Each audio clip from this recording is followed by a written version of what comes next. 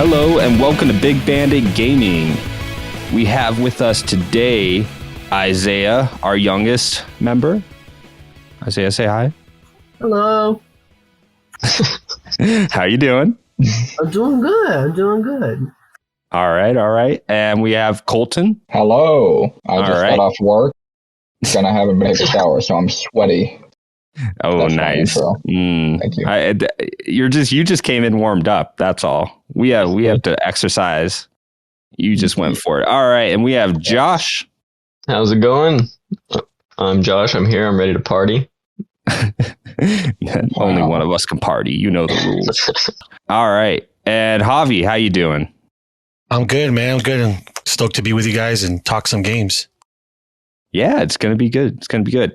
So we are Big Bandit Gaming. This is our first episode, so you will have to forgive us for any awkwardness. You just have to. By episode 5, then the forgiveness ends.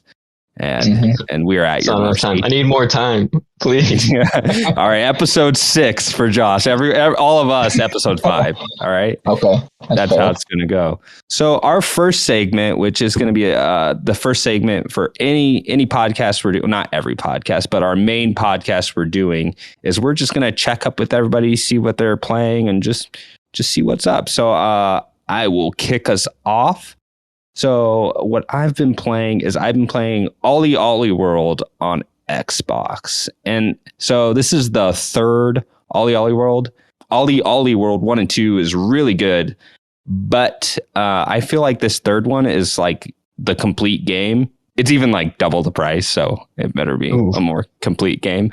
But it instead of just having like a standard like pixel art style, which the first two did, they more have like an event. It almost looks like Adventure Time, turned into like so a 2D skateboarding game. Yeah. So before the other one, it was just all level based. Like it was, like any of those like Super Meat Boy type games where you just go level by level and just try to get 3 stars, 2 tricks, stuff like that. Yeah. But this one actually has like characters, and the customization is really cool.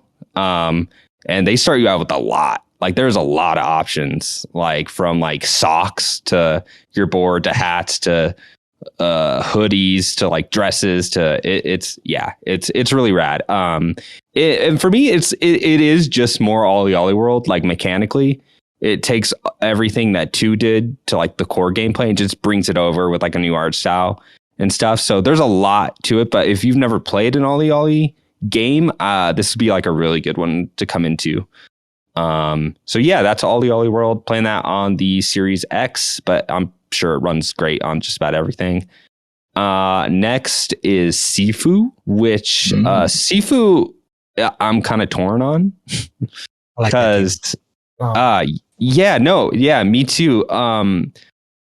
So the like core gameplay loop of Sifu it's like a beat 'em up, like it's like a Streets of Rage. It kind of harkens to like that sort of style of game, just like in 3D.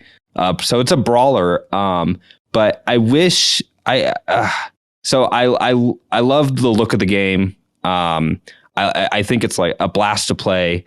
The only thing that gets me, it's just how it's put together. The structure around it is the thing that gets me. So instead of just doing like a level by level based thing, like most beat 'em ups, there's a roguelike like mechanic to it. Mm-hmm.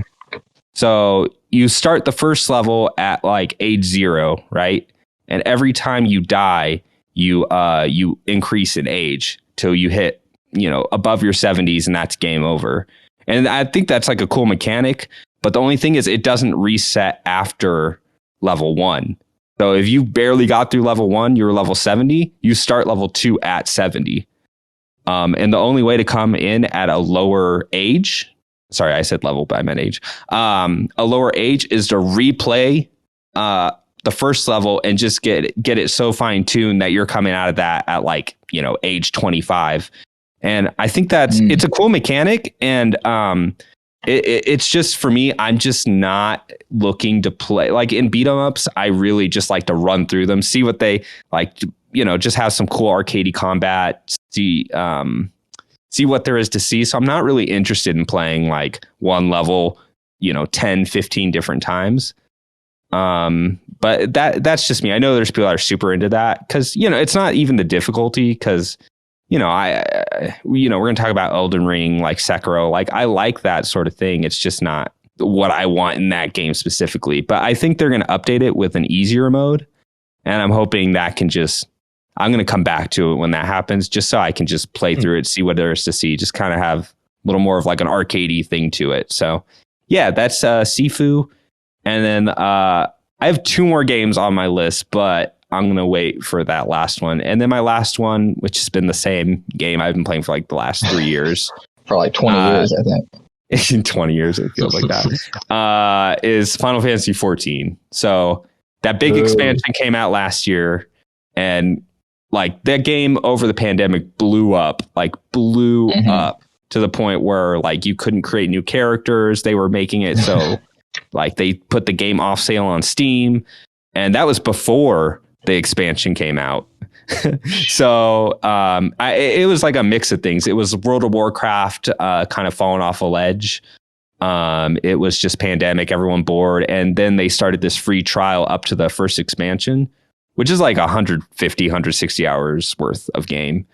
But nice thing about Final Fantasy is I am through the latest expansion. I'm in like the end game doing the raids.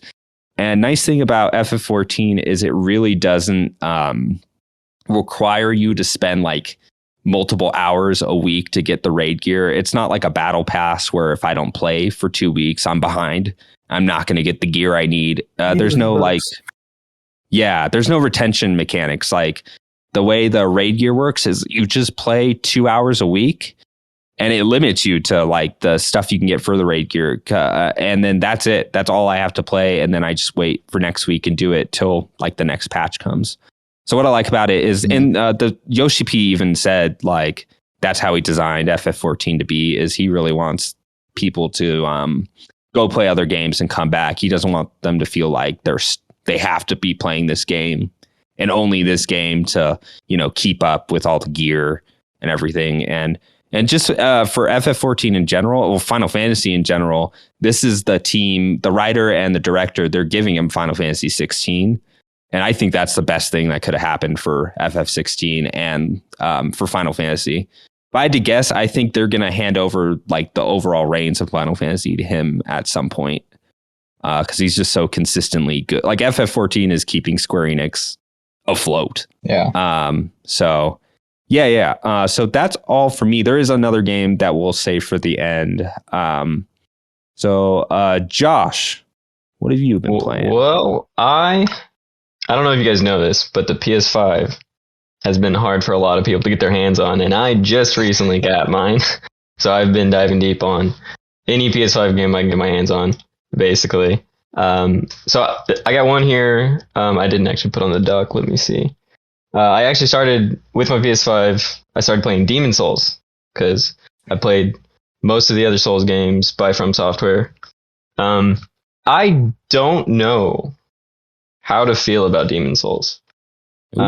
Troy, I know you have a lot of respect for this game, so I do. I'm kind of talking to you. I thought I was going to like it a lot more. It didn't really hit for me. It's got a lot of, like, you can see the roots where Dark Souls came from. Obviously, Demon Souls was the predecessor to Dark Souls, if you didn't know that. It just didn't achieve the greatness. The boss fights were a lot weaker, so much weaker. I was so surprised going into that game. Like I believe is it the Tower Knight, Troy? The giant shield. Get to. Yep, that's the Tower. Yeah, that boss, fantastic. I was very excited after playing that. But as I progress, going to the different worlds, I was very surprised in. Especially the boss, that giant demon boss that is advertised all over the place. That was the big deal. I was like, ooh, the dragon god, I believe. Yeah, it just didn't hit. So that's where I'm at on Demon Souls. I beat it, and overall, I would say it's the weakest of From Software's games that I've played, at least from Demon Souls onward. So I'm gonna move on here to Control, the game I missed out on. I really wanted to play Control.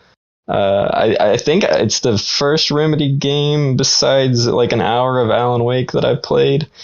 They're very weird, Remedy. They're cool. They definitely lived up to that hype of the weirdness. Like that's all I hear about them is how strange their world building is, and it is strange. And I told Colton, I said, like, this game could be like my new favorite game, and I was only like an hour in, maybe. But as I started playing more, I was like, oh, like I don't know what's going on. Like it just the I guess the lore, like I was reading everything I get my hands on in that game, like all the collectibles and stuff. I was reading through it all. I was like, oh, this is so interesting. And then it just kind of got repetitive. I don't think there's actually that much going on in that story. It's a very simplistic story. Like I didn't just beeline it to the end of the game.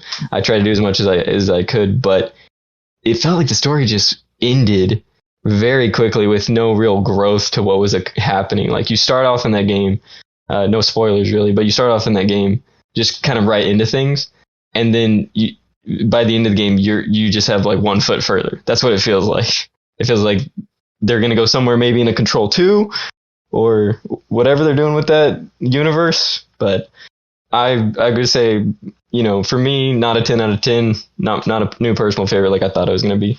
And next on my list, I've got Guardians of the Galaxy. And I know you were saying that Square Enix, they're basically making bank off of Final Fantasy 14. But yeah, I don't know if you know about this game. I know it's not helping them well. that much. Yeah. No, actually, it's a good game. It's a good game, though. Yeah, it's a pretty good game. I had a lot of fun with it. I had probably the most fun out of so far of the 3 games I've mentioned, but it's probably the worst of those 3 games in a way. It's very lacking technically, and the combat is so boring. But I respect the story. I don't think it was a phenomenal story like a lot of people have been saying, but it was good and I enjoyed it. And I almost wanted to play it again, but I was like, no. The voice acting really saves that one for me. I do like the voice acting. Mm-hmm. I did not like Star-Lord at first. I thought he was obnoxious. I was like, please shut up. This pop punk douche. Yeah, like what is up with this guy? And at the beginning of that game, oh god, just no thank you. So I'm not going to be replaying that one. But Spider-Man Miles Morales. Sorry. What did you think like overall in Guardians of the Galaxy? Like, like a loose overall. A rating? Ooh. Yeah. You gotta give like a 0 out of 10. 7. Like 7? 6.8. I don't know. Okay. Yeah, I had fun. That's what my rating is. I had fun. And I don't regret purchasing it for half off. Oh. Yeah. Yes. Moving on to the next Marvel game. A far superior title, in my opinion. I don't think that's news to anyone. Spider-Man Miles Morales. It's great. Like, if you've played Spider-Man, what was it, 2018? Something? That game 2018 is fantastic. This game is basically that game. Like, and I know some people are like, oh, the combat's better. I don't think the combat's better. I think it's different. You have fewer gadgets, but you got those cool electric powers.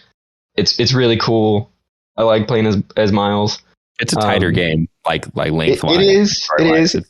But I think you can find that tight game if you go and play through the main story of Spider-Man 2018. Just beeline it in that game.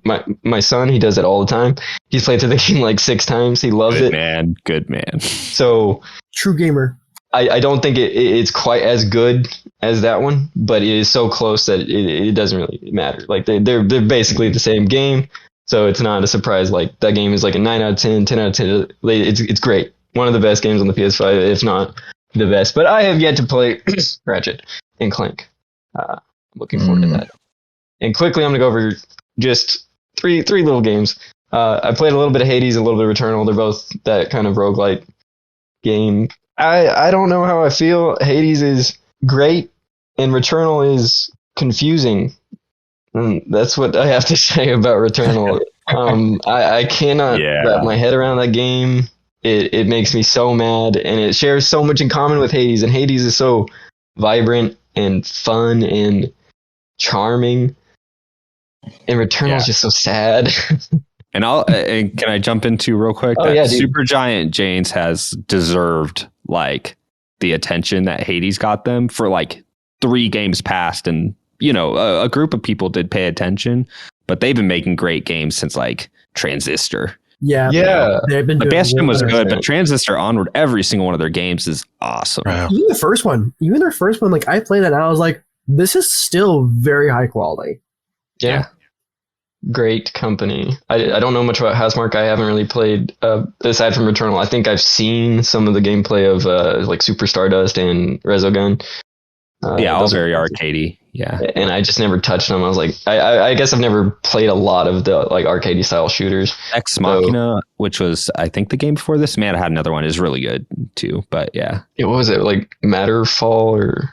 Yeah, I didn't play that one. Yeah. And lastly, I'm going to talk a little bit about Hitman 3. I played. Everyone talked about the what was that movie? Everyone compared Hitman 3 to Level 2. John Wick? No, that one level where you're solving a murder. Knives Out. Oh yeah. Oh, yeah. I've heard everybody compared that level to Knives Out, and they said this is like the best level. If you're gonna play one level, play this level. So I played that level, and I've never played Hitman before, really. I dabbled here and there, but this was the first real go at it. That level bored me to tears. I don't understand the hype around that game and that series. I get it, like it's sandboxy, but I felt like I was pretty restricted in my options. I mean, maybe I'm playing it wrong. I don't know. Maybe I need somebody to walk me through it, but that's all I have to say about Hitman 3. And I'm going to give it to Izayah, I guess, if we're going down the list. Thank you. Do it. Go for it, Izayah. All right. So first up on my list is my most recent game I'm playing, which is Xenoblade Chronicles Definitive Edition for the Switch. And let me just say, for years, I've been actually interested in this game for a bit, and finally jumping into it. And let me just say that this game does not give you any time to breathe. The story is beat by beat. In a good way? I think in a good way, honestly. Okay. It's like, it keeps my attention, it keeps me engaged, but also keeps me wanting for more. The story has me in the way where it's like, okay, this happened. Okay, pretty slow, chill. Oh, this happened. Okay, all right, that's chill. Okay. Oh, so it keeps going back with that sort of thing, and I'm just really enjoying it. The combat is something I've never really experienced with like any other game. So you have this cool like little wheel thing where it's like 9 arts. Your middle one is like your special one, but every other art can like do a thing where it's like break, topple, or dive. And it helps all with like getting control battle. And if you play a Shulk, you get to see the future. And I think it's such a unique mechanic. And I never really get to see that done well in like in a game. And with this game, it does it great. It literally tells you you have 8 to 12 seconds like of this character or this robot doing something to your character. So you need to either like block it, you need to like speed up, or you can use your character's arts or one of the character's arts to block for them or protect them. Or you can try to get the aggro off of them and how onto another character. Yeah, it's a cool mechanic. It is a really cool mechanic, and I'm really enjoying it.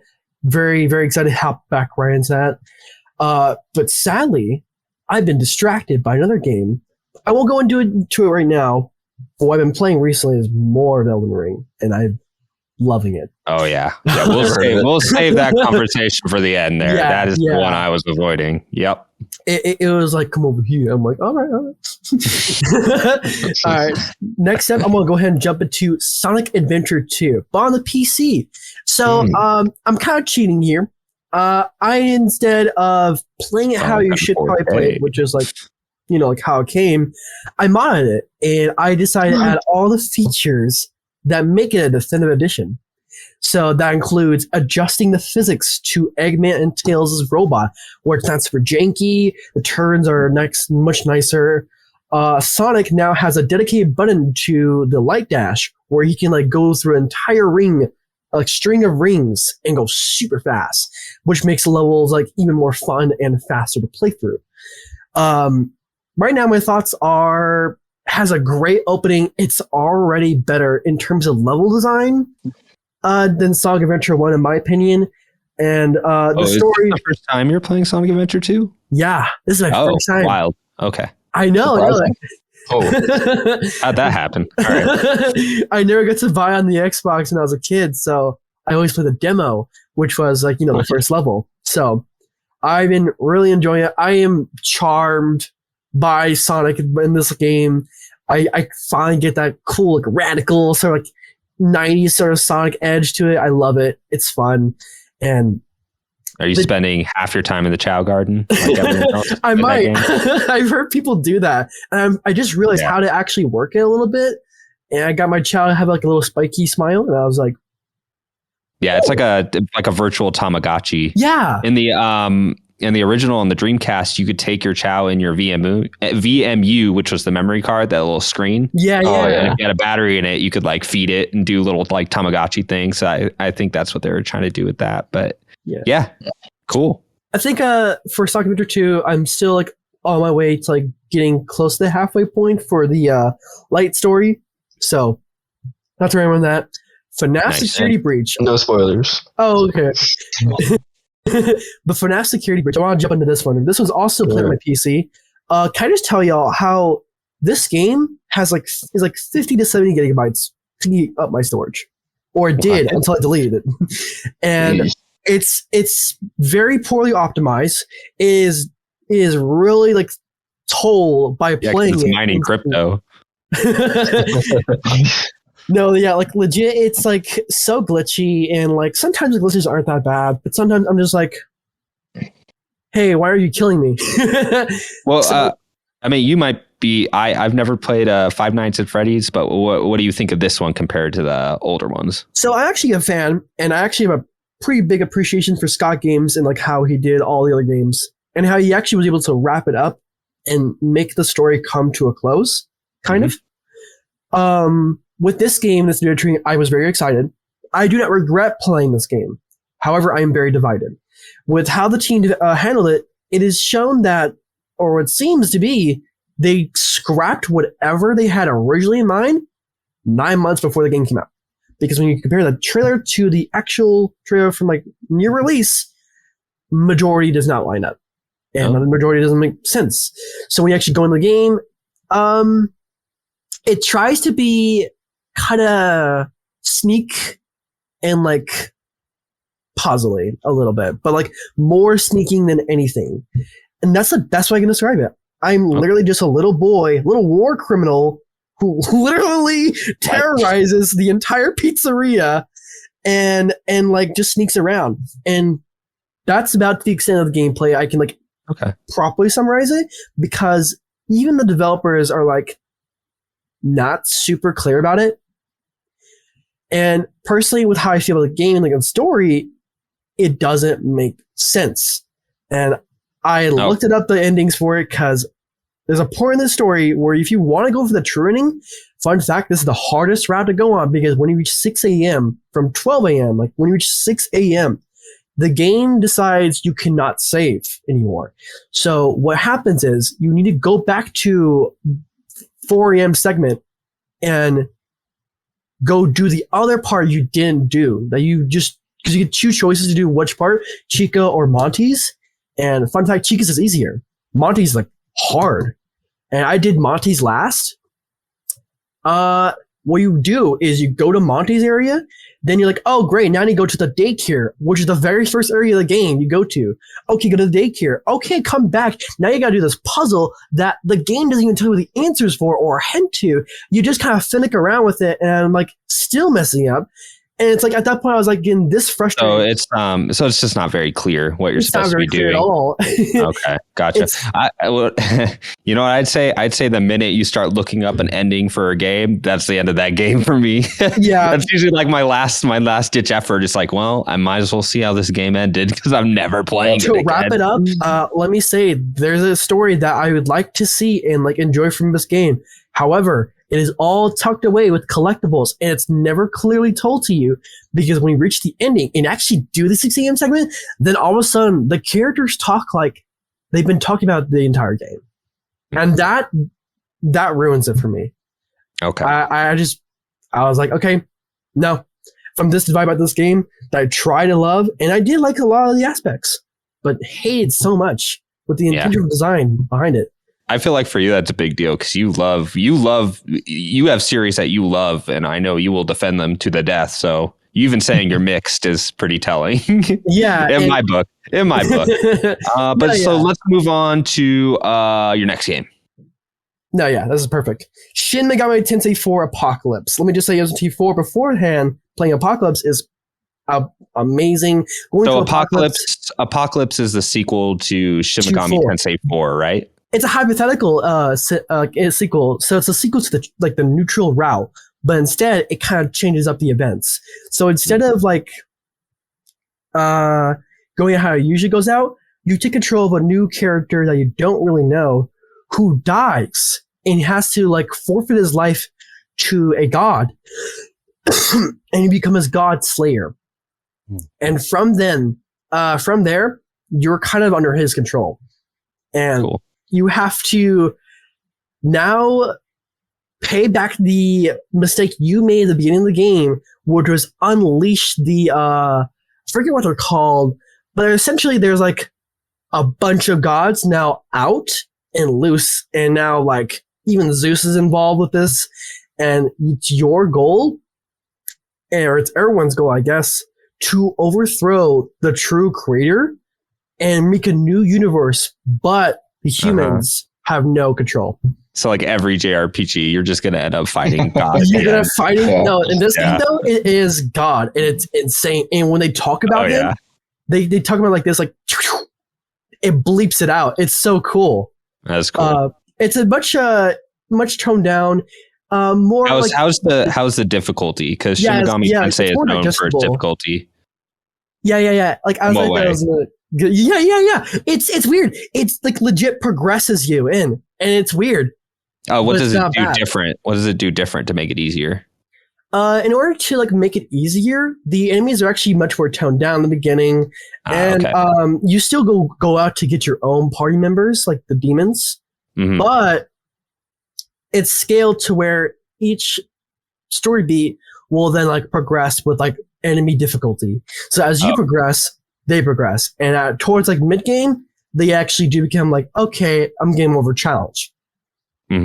Okay, so they just they don't like kill you right in the first dungeon, because that's what I remember about SMT4 is just 4 does that. In the first dungeon, I'm just like, oh, this game is not messing around. It was my first game after I played like Persona, it's a different ball game.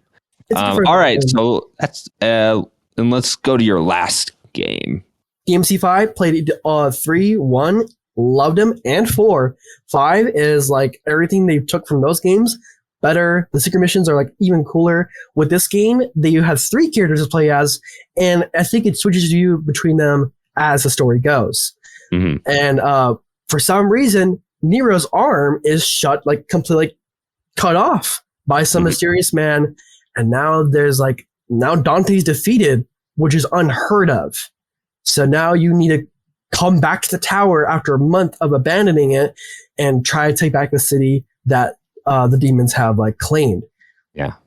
Have you played it? You've beat this, right? No. Okay. Have you played as all 3 characters? Because you have Dante, Nero, and V, right?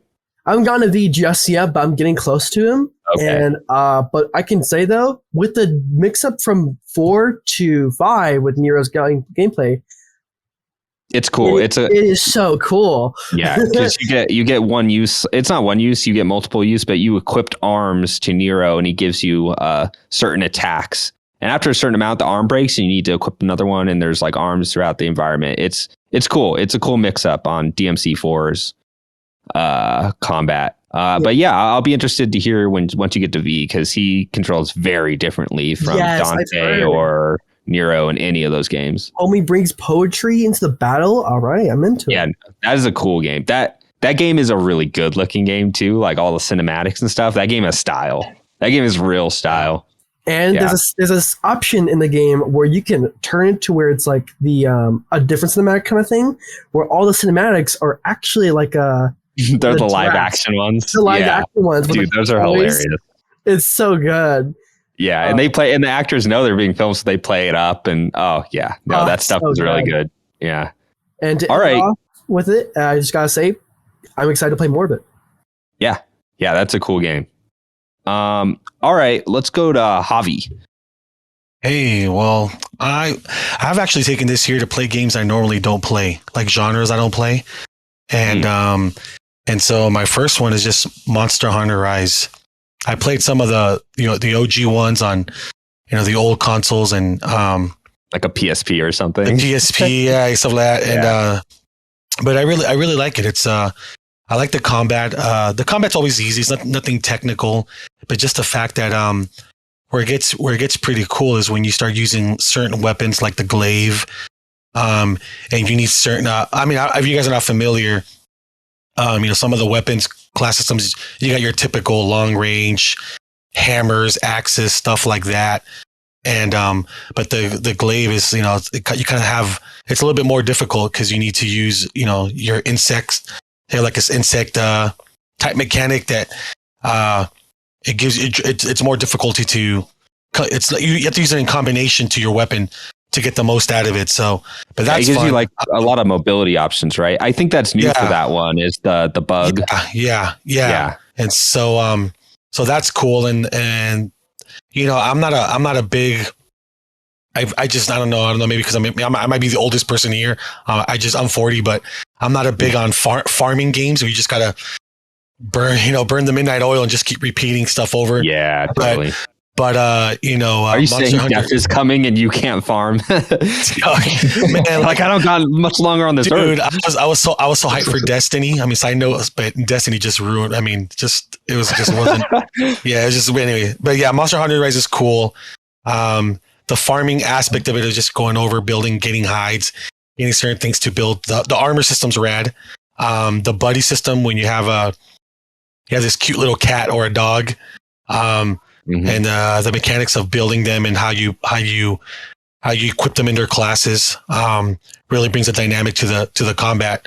I just wished the buddy system, like anything, the AI was just a little bit better. Yeah, because sometimes, like anything, the AI sometimes when you're like a companion, they're just kind of stand there or they just do random kooky things. So it does that. And then I'm gonna go over to Lost Ark on PC. That's new for me, man. That's new for me. I got some friends that are like, "Yo, you gotta play, you gotta get on," and MMOs, that type of thing. I did League of Legends for a long time, and I was like, all right, cool. But so I decided to dabble back in that kind of genre, and I like the simplicity of it. Yeah, I like that. If you guys ever played it, there's really just one button, and that's your only weapon button, and the combination of depending on what class you are. Right now, I chose the martial artist just because it seemed like I like to be up in the front. I don't want to be casting no spells or that. Just like let me just get my hands dirty and grunt work. Yeah, just punch a hole. Yeah, one punch man people. So the combination with the martial artist and the element powers that you can use with it, it's really cool. It's really fun to play. And the really cool thing I'll give it up for Lost Ark is that a lot of the side quests are not that. I mean, the overall it's the same always. It doesn't matter what game it is, but it's not as repetitive. And they have some really cool, unique combat where you can join with other members, but there's some certain quests that you can only do solo. So I like the balance of that you can't force or you can't help somebody else rank up super fast. That there's only certain elements that they could do for themselves. So that's pretty cool. And then and I went old school, man. I'm right now. I'll move on to my next game is Halo Infinite, and on the PC. So I'm playing that. That's fun. I'm not really into the campaign. I'm just more of the multiplayer online. It's really good. Dude, it's really good. It's tight. It's so fun. It's tight. It's fun. It's well balanced. I'm glad that it's not like, man, I have my gripes with Call of Duty that any noob can just come and just kill you for, by launching something. I like the fact that if I get killed, it's by either my fault or the dude's just he's good.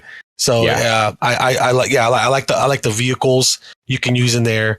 I was going to ask, have you been doing mostly big team battle, or have you been doing the more 5-on-5 stuff? 5-on-5, and then the capture the flag, I think is what it is. So I don't know what. So I've been Halo, just those two. Halo CTF. So just those two really. I find those to be obviously quicker. Got this massive bout, and then to get the weapons I want or the armor combinations, just a lot quicker to move to playing those kind of short spurt games. So that's that. And then this is a game that I'm going to give you credit, Troy. It's Tetris. Dude, Tetris Effect. Yeah. Tetris Effect, man. I would have never known if you would have told me, dude, Javi. If you would have told 1980s Javi with the green Game Boy Tetris that, dude, in 30 years from then you're going to play it all over again. And Javi, there's a cool Tetris. Yeah. So really cool Tetris. So it's so cool, in fact, that I bought it on Steam, and I also have it on the Switch. Oh, I'm sorry, on the Xbox Game Pass, and I'm on the Switch. So I have it on both. So no matter what, I'm taking it with me. And you got it on got it with the OLED Switch too. Right? Yeah, so I have it on the OLED Switch, which is rad. Yeah. Which is the blacks are black, the color contrast. It is the OLED. Show off my OLED game. It's so fun, and Tetris is Tetris, but just the music, the leveling up. I beat it. I'm playing it on hard now, which is a terror. You think Elden Ring is brutal? This on hard is brutal, man. It's not fun, but it's it's something fun. It's just I like the challenge, so that's with that. And then wait, before we start, you're playing that on PC. I think there's maybe this was a PlayStation VR exclusive, but I'm pretty sure you can play on Steam VR. Yeah, have you tried that in VR yet? I have not yet. I will. Okay. Maybe next. Maybe I'll update it sometime in the future with you guys. That is on my list. I want to play that. That's on my list. And then, but the one thing I am playing on VR right now with the combination of Steam and my Oculus is the Star Wars Squadrons. So, and not just it was more of curiosity. It wasn't like, I'm going to get into these shooters and stuff. But that immersion, I mean, if you guys haven't played it with VR, the immersion of it is just, I mean, I'm 6-7-year-old Javi watching Star Wars thinking I'm on a TIE fighter or an X-Wing and stuff. It's just so cool. I mean, the mechanics are clunky, but if for some reason when you're immersed, it's all forgivable. And you can because I haven't played it, but I've heard people talk about it. In those games, you can really just track it by turning your ship to where you're tracking them. In VR, if they fly over you, you just look up and you can see it through the glass. That's how you can track people. It's cool. Awesome. That's what's cool. So pretty much it's just like real life intuition. You be tracking the bogeys or wherever they're at, flying right by you. But it just seems so much bigger. Because I played it through my screen, but once you get in VR, it's just the world, just the depth field, it just seems so much bigger, and it's just it's great. It's just a fun game. It's not nothing technical. It's just a fun game. So, and then I'll conclude with Cyberpunk. They had the update on the PS5, and it's still clunky. It's still has a lot of its issues, but man, that's a pretty game now. Mm-hmm. Yeah, especially when it runs at 60 frames. 60 frames at, they say it's 4K, but I don't think so, man. I think it's a little bit below that. Maybe it's 2K, but it doesn't matter. The textures are awesome. The ray tracing, which is awesome on that. They did a good job with ray tracing. The NPC, whatever the cars, traffic is actually a lot better. Better. The density, because for those console versions, they really lowered it down. If you watch like a OG Xbox One version, there's 2 people walking down the sidewalk. Yeah. You have that big moment where you get down from your hotel elevator, it opens up, and there's just 2 people. You're like, oh, okay. Yeah, like where's everybody at? Yeah, exactly. COVID's in this game too. I don't know what's going on. But yeah, so just on the base console versions. Yeah, you know, but it's nothing. Yeah, it's nothing like Assassin's Creed or or something like that. Like that's crowding the screen. But it's I like the fact that and I think this is in general, this is my opinion, but I think that's going to be the future of games that you can just build upon. I mean, I know obviously like Final Fantasy 14 has done that and other games, but I think the beauty I can see in Cyberpunk is that it's building upon something. And I think... Oh, sorry, Javi, you froze there for a second. We'll wait for him to get back in. Sorry, we missed the last that. Oh, okay, sorry. I'm like in the very far end of my house. Like complete up in the corner from where. You're good. But no, I just saying that I like the fact that they're of all the craziness that happened with that game, like they're actually building. They got it at a good place. Yeah. At a good place now where they can build upon it, and I'm just stoked to see where it might go. That's it. Cool, awesome. Colton, I will have you do yours, and there's your third game there. Let's save that for last. Yeah, I figured. So I feel like I've played quite a few games in the past, more than I usually do in the past couple weeks. I guess I'll start with the 2 that I don't have a whole lot to say, or I guess 3 I don't have a whole lot to say about. But I went ahead and started replaying Witcher 3. Nice. For no game. Not really for any apparent reason. I don't know. I felt like playing that again, and I thought about just loading up my old save and continuing the DLC. I didn't get that far in either one of the DLCs, but I don't know. I just wanted to start over, so I started over. I probably played about 15 hours, and it just reminded me how good of a game that thing was, and it reminded me on why I was so mad at myself when I finally decided to play that game. Why it took me like 2 years to start that thing up. I couldn't believe how long it took me to do that. Because you figured out it was going to take you 2 years to finish it. Yes, I think that's why. So not a lot to say about it. Heads up on that one. CD Projekt Red is working on a PS5 like next gen version of that. Yeah, I'm stoked on that. I will finally play it through. You'll finally play it Maybe. through. Okay. I've only played through the first section 3 times. I have managed to beat that game and beat all 3 of its DLC. Granted, I made mine a good amount of that, but still, that was a lot of time. It's like 180 hours. That's a fun game too. It's just fun. Yeah. And it really just reminded me how great that game was. And I've also played a little bit of Planet Coaster. It's always been, for a couple years now, it's been one of those weird games on my wish list on the PlayStation Store. I'm like, man, I loved Roller Coaster Tycoon growing up. Yeah. I would love a, I want to play that again. But $40 I think was a little bit high for me. I never got around to buying it. But then last month it was the PlayStation Plus game, so I was like, okay, I can finally give that a shot. So I've put some hours into it. I really like it. There's not a whole lot to complain about that for me. Do you feel like it controls well on a controller? A lot better than I thought. Okay. There's a lot of shortcuts that you have to learn with the buttons. Like even the square button. I think you hit the square button, it does something. If you hold down the square button and hold another button, it turns into a different button. So it probably just takes some time, huh? Yeah, I think they did. I don't know if they could have done any better with all the shortcuts and the buttons. I think they did the best they could with the console controller, personally. Yeah. So I like that game.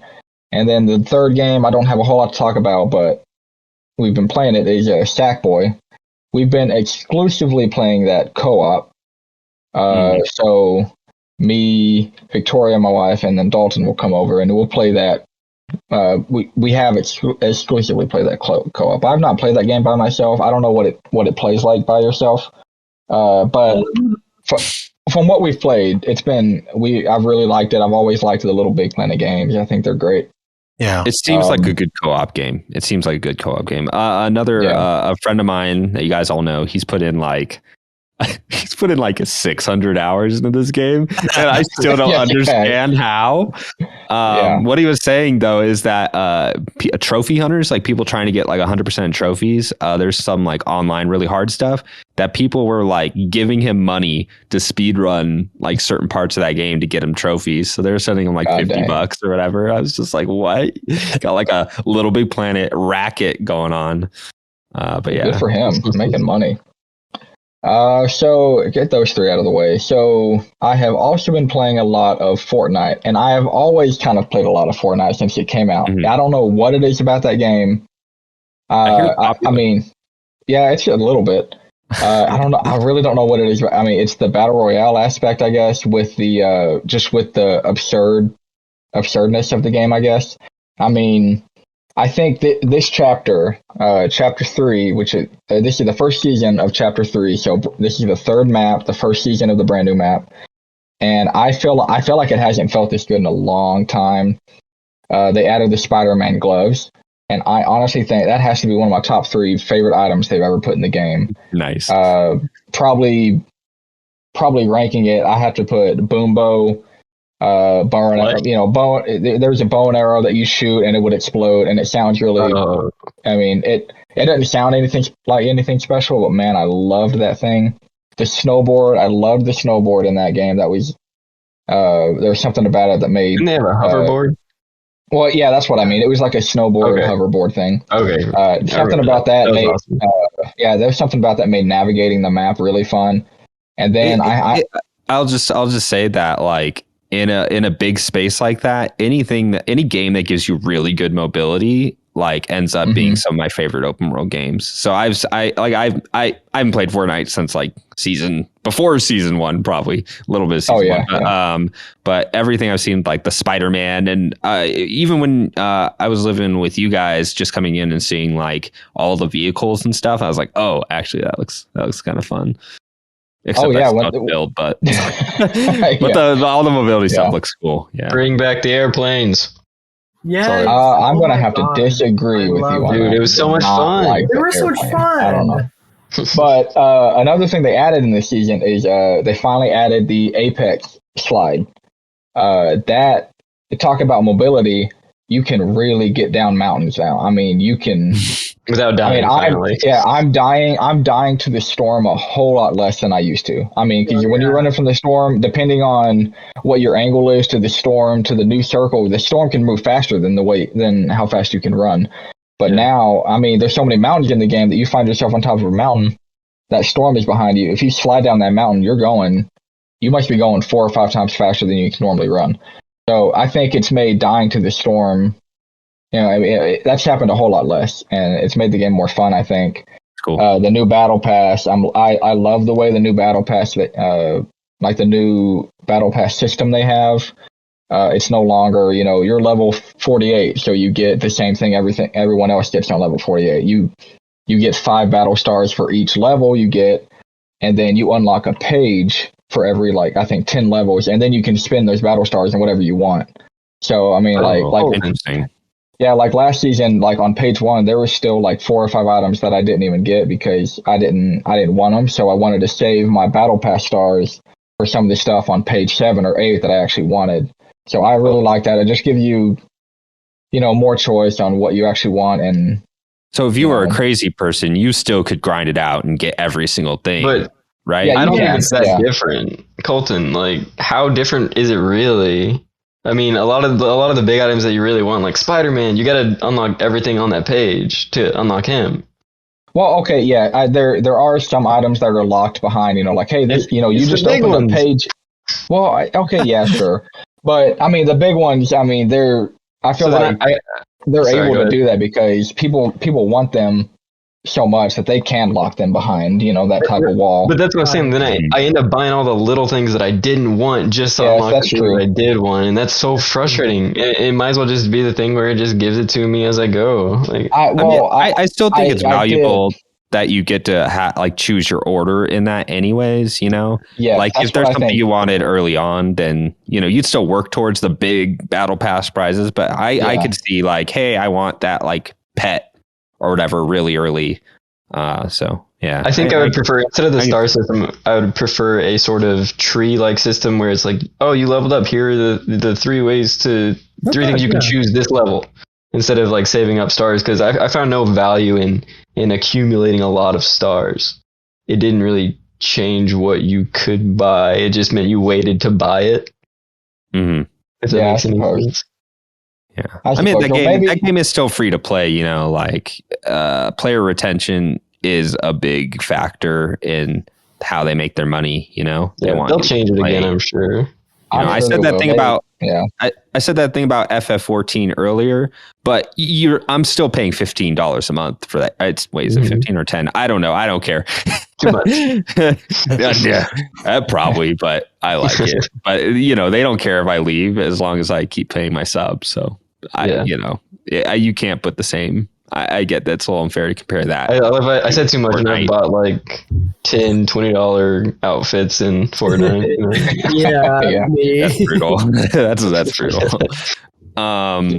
But cool. Okay, and you have 2 games on that, but let's go to the one game that I think you have specifically been playing. So I got Horizon Forbidden West. I was stoked to play it. I loved that first game. I think that was one, at least at the time, that was one of the better stories that in a game that I played in a while when I first played that first game. Yeah, I loved it. Was a really good narrative arc. Yeah.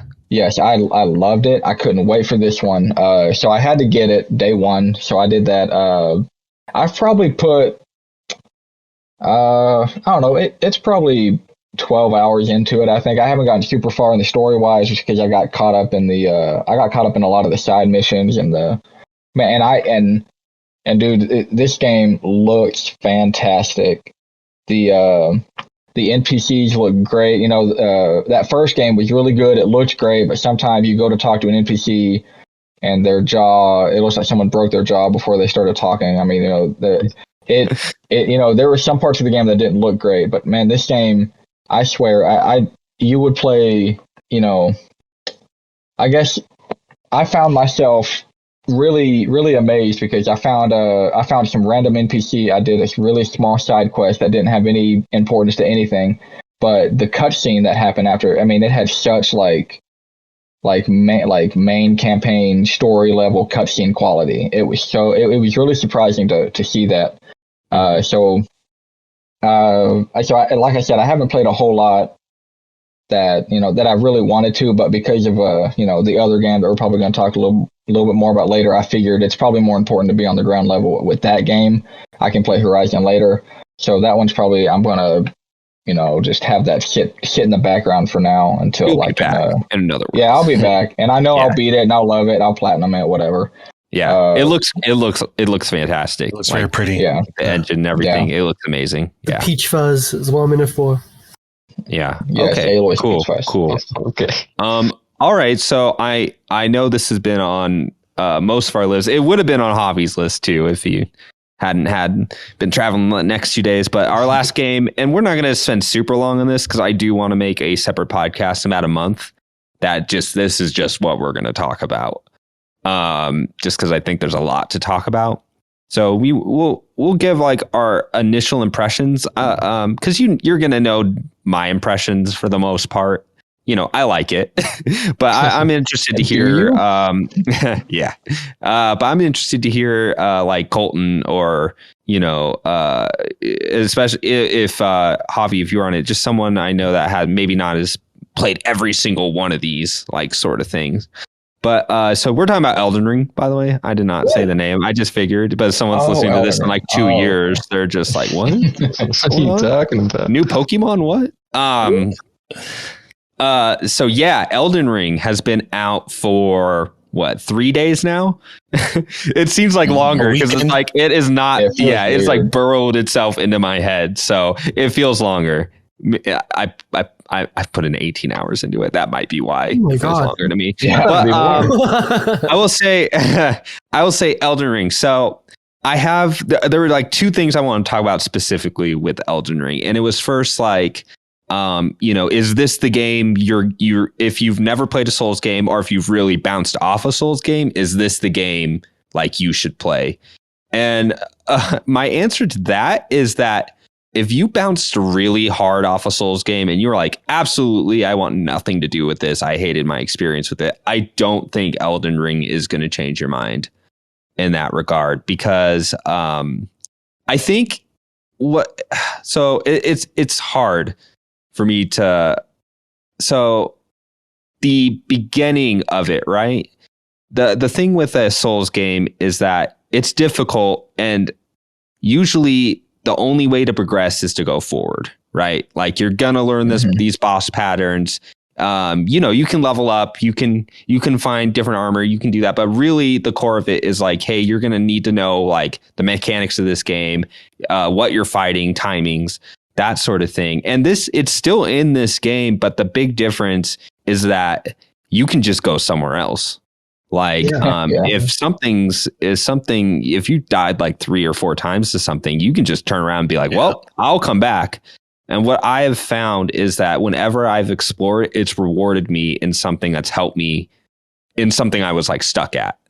Whether it's like more flasks, which heal your health, more like different little buffs you can put on your like sword and shield, just a lot of different things. It really rewards you to explore, and you're leveling up during that too, which definitely helps. And so I think a lot of people are going to be like, oh, this is like, this game is all anyone will talk about. It has like really good review scores. This might be the one I might be able to play.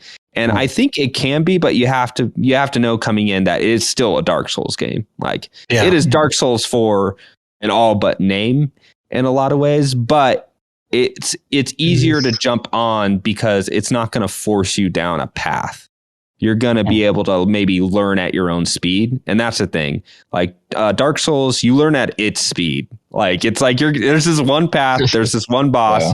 You're either going to bounce off it or you're going to go through it and you're going to get past that wall. And this one, that boss is still there. If you go just down the critical path, it's going to destroy you. It's going to be harder than most Dark Souls games. Like I went to the critical path pretty early on, and I had a lot of trouble with that boss. I was like, oh, I am not prepared for this. And I was like, well, you know what? I know this is, I've heard this is the thing to do. I'm just going to pick a direction and go. And sure enough, I found like a continent that's not even like mapped on my mark on the bottom, on the south end of the map. And I was able to find a bunch of stuff. And I came back to that guy like an hour and a half, 2 hours later, and no problem. So it's really that type of game that will reward you taking it. It will work at you at your own pace. And I think that's the biggest difference. And I've heard it described as like the Breath of the Wild, like not the killer, but the classic, people have been comparing it to Breath of the Wild. And I want to say like there are certain aspects of it, like not putting markers all over the map, telling you where to go, what to do. That is very Breath of the Wild, but Breath of the Wild, its combat is very secondary. A lot of what you're doing in Breath of the Wild is you're doing like puzzles within the environment. Right. And like there's a lot of physics going on within the environment. Like, oh, I can't get across this cave. I can chop down these trees and roll it over. And there's not that kind of like problem solving in Elden Ring's open world. Its main the main action you're still doing in Elden Ring is combat.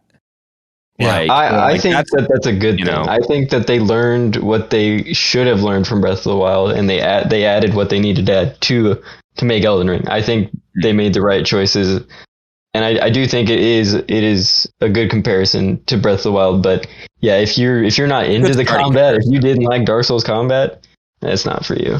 Yeah, or the biggest thing is maybe you just like you felt like, oh well, it's just kicking me in the ground. It's not teaching me anything. This one, you can learn how to play Dark Souls just because it gives you more options and more interesting things to do other than die to the same thing 50 times. You're still going to die exploring, but at least it won't be by the same exact thing. Yeah. And you do hit, like every Souls game, you get past that brick wall where all of a sudden you're kind of the threat. That does happen, but it's hard to get to that point, But yeah, so overall, like personally, I love it. I really like it. It's really cool. I just love the fact I can pick a direction and find like, hey, I went to this church and there's a giant tortoise with like a pope hat. he's let me buy spells, or I went to this lift and it took me 200 feet underground, and now suddenly I had to click my R3 button to switch my map to the underground map, you know, or whatever. I was just like, what? Like, there's just so many, there's just so much to it. And I think for a new player, systems wise, it's going to get a little confusing because they throw a lot at you. Tell me about it. So, yeah. So playing, like, asking people that have played these games before are learning it, because I watch guys, I'm like, oh, I didn't know you could do that, you know. But just like doing the research, having a group of friends that's playing it is going to really help, because you can just be like, hey, am I doing this wrong?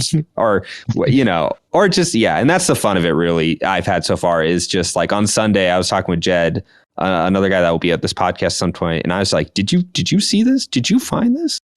And you know, that's really the fun of Dark Souls games, but this one even more, just because we could see wildly different things depending on what direction you go. It won't stop you. You can go to the unmarked parts of the map. You can go northeast, west, south, anywhere. And you know, the enemies don't scale, so it's not like Oblivion where like that crab at the beginning that you kill one hit, like at the end of the game, is scaled with you, so it still takes like 5 hits. So what's cool about it is you can find yourself in a bad area. You're like, oh, this thing is going to like pound me. I'm just going to come back to it later. But at the same time, once you level up, you can go back to an area and clear it out like really easily. Like you're like, oh, now I'm the threat in this area. And now a dungeon I missed, I can just run through. Like I can just, no problem, not even think about it. So that give and take is really cool. But yeah, I'm curious to see what you guys think. I love it. I think from going from Bloodborne to Dark Souls and then this game, I love the experience and how when I first step out of from the underground into the vast world of Elden Ring, I'm already like blown away with like the ambiance. This NPC telling me how I'm maidenless and tarnished. Thanks, man. A nice welcome home. And just already you can see this like boss in your path that will mess you up. But you understand from me, like, okay, if I understand this is an open world game, then I can probably just come back to it later. And progress on the path, you find more things to do. You find your steed, you find your first shopkeeper, your first maiden. And I think it's just so good. And with the new mechanics in this game that I heard about, like summons, I think it provides different ways to approach battles. And that excites me. Summons change everything, especially with bosses. Yeah. Like Oh drawing aggro is the thing you would do when you would summon other players, and some bosses just become a cakewalk with it. So it's so nice, and like just also like you said, exploring the game and like finding our own like little like discoveries. Like you and I think Colton were playing together, and you were like, "Hey, what's that over there?" And it's like, Oh yeah, the cave. Yeah, the cave. I went back to it the next day. I didn't know that was there. That was like literally 5 feet from the beginning where they start at the beginning of that map. And I was like, I didn't know that cave was there. Yeah. I think right now, or I can just say for Elden Ring from first impression, it has a strong first impression and it's carrying me. I'm only 4 hours into the game and I want to play more. And I'm excited, so excited to see what the world has in store. Yeah. Just a quick question. I went through all the past games and I beat them, but my biggest pet peeve with From Software has always been the evasion system. I think rolling was such a I hated it, man. I hated you can roll through the whole game pretty much. And also I felt like I think it was the third one or whatever, but is the combat more balanced between like faster weapons and slower weapons? Because I felt like in the past the faster weapons, I feel like the game preferenced the faster weapons than the slower weapons, and I just was kind of like bummed out about that because you have some cool long big old weapons, and it's like they were useless because the enemies or whatever. From what I've found, and especially with the past Dark Souls games too, is early on it will punish you just because you don't have a build that's tanky enough to take hits with those with those larger weapons. So it is kind of the same with this, where the faster ones will definitely be beneficial in the beginning. But I'm only 18 hours in, and I'm starting to work in, because I'm doing a dexterity build. I'm starting to work in like a larger curved greatsword, and I'm finding actually there are certain enemies like in the mines where you can't actually pierce them with like lighter weapons. Like you need a heavier weapon to actually do some good damage, or like a piercing damage. So I think you're going to run into the same issue at the beginning, but I think you can find your build faster in this game. Cool. Yeah. I'm going to jump in and disagree with you real quick. I've pretty much, I started over because at first I chose to be a little faith build and I did not like it. So I started over as just a wretch with a little club, and then I evolved into having a great sword. And I think I've done just fine. I don't think it was any harder than whenever I was running around with the broadsword. I think actually with some of the enemies, I've dominated them with the heavier weapons. Yeah, I think it really just depends on the situation. Sure. Yeah. So I don't know. I think you might have just. I mean, maybe you just like the lighter things more, the lighter weapons, but I think it feels to me pretty good. I think you could go either way, because I've dabbled a little with both sides, and I've enjoyed both so far. So yeah, I will say the builds, everyone's builds are going to be wildly different with just all the little perks you can put on like your shields, your swords. Oh, and you can like change the skills with the. Yeah, I love that. Right now, I have like a small shield, because I'm doing like a curved katana and a small shield, right? I found one of I think they're called Ashes of War, right? Yeah. So I'm so bad with the proper names in these games. But I got an Ash of War that bolsters my shield, so I can press R2 and it puts like a little layer on my shield, and the next hit, it's like hitting like a great shield. So a lot of the like even some bosses, they get knocked back when they hit it. And I had to recharge it again after that happens, but that like saved me on a super aggressive boss at the beginning. And like I said, someone else is going to find a completely different way to tackle different bosses and stuff. But yeah, I think it's going to be really interesting to see what everyone's build is. The only thing is I'm still thinking about new players a lot in this game, because this game is already sold. This game is going to sell so much. It's going to sell a lot. And I think there's going to be a lot of people that bounce off because I feel a little tricked. Because they're just like, this is a game, it's like Skyrim, but third person, or whatever. It's not that. It's just not. It's still a Dark Souls game. So I think the onboarding is still a little rough with that stuff. It's better, but it's still not great, especially when they start like throwing in like that idea of like super armor, like that mechanic where you stun enemies with R2, like that. I've played all of these games a number of times, and it didn't even click to me that's what was happening. I was just like, oh, I'm stunning them because I'm hitting them enough, so just stuff like that. But so yeah, I'll be curious to see where we all are in a month. I'll say right now, I'm about 18 hours in. If I had to average how many like bosses I've beaten with like the red bars, it's probably around like already like 30. And I feel like I barely touched the game. That's like barely a third of the bosses, right? Right. Well, I've the main campaign bosses, which I just call trophy bosses, where they give you a trophy after you beat it. I've just beaten 3 of those. Like 3 of those in 18 hours lines up with most Dark Souls games.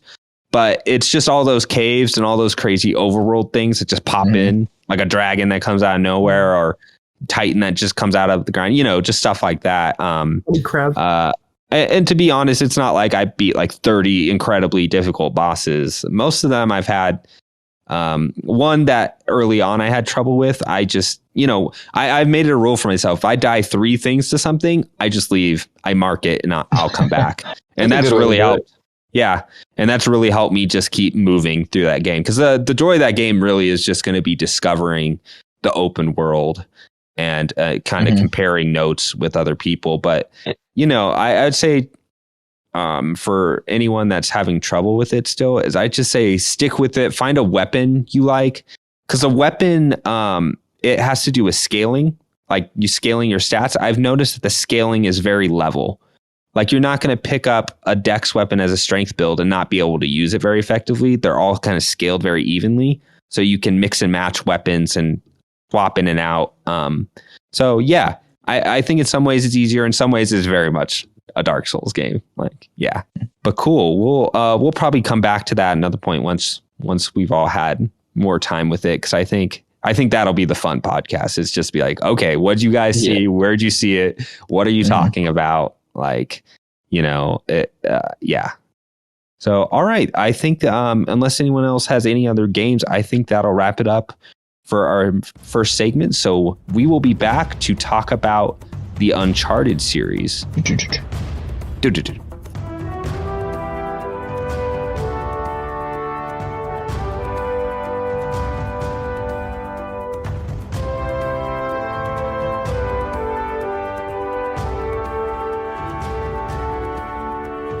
Welcome back.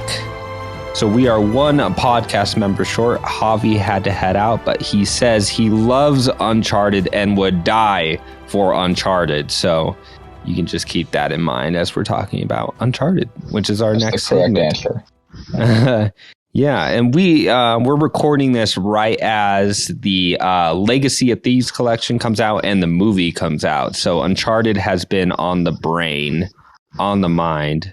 So what we're going to do today is we're going to start with our history with the series. So what I want to know from y'all is I want to know, how did you hear about Uncharted and when did you first play Uncharted? So I'm going to start with you, Colton. Well, back in the old PS3 days, I didn't have a whole lot of games. I was still in high school. I had to rely on mommy and daddy's money when it came to video games. So I heard about Uncharted 1 when it came out. I heard people liked it.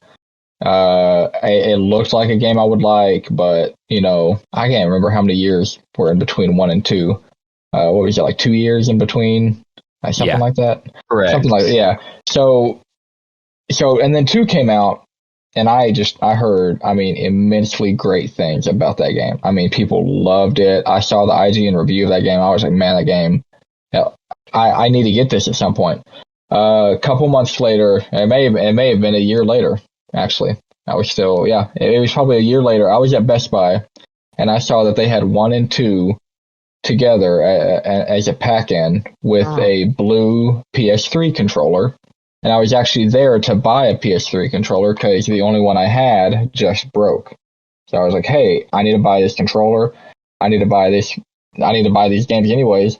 I went ahead and got them, and oh my God, that was such a good weekend for me. That was such a good weekend. I loved Uncharted 1 at the time. I loved it. I know if I went back and played it now, I probably would have some things to gripe about. But that first game, I loved it. I absolutely loved it. Then I played the second game, and I was like, wow, this might be one of my favorite games of all time. This game is wonderful in every way. And then ever since then, 3 came out, I had to buy it. 4 came out, bought it. Lost Legacy, I bought it. And I've loved all of them. There's not one Uncharted game that I don't like, that I don't love, pretty much. Yeah. That's pretty much my feelings on the series. I like it a lot. I guess we're done here.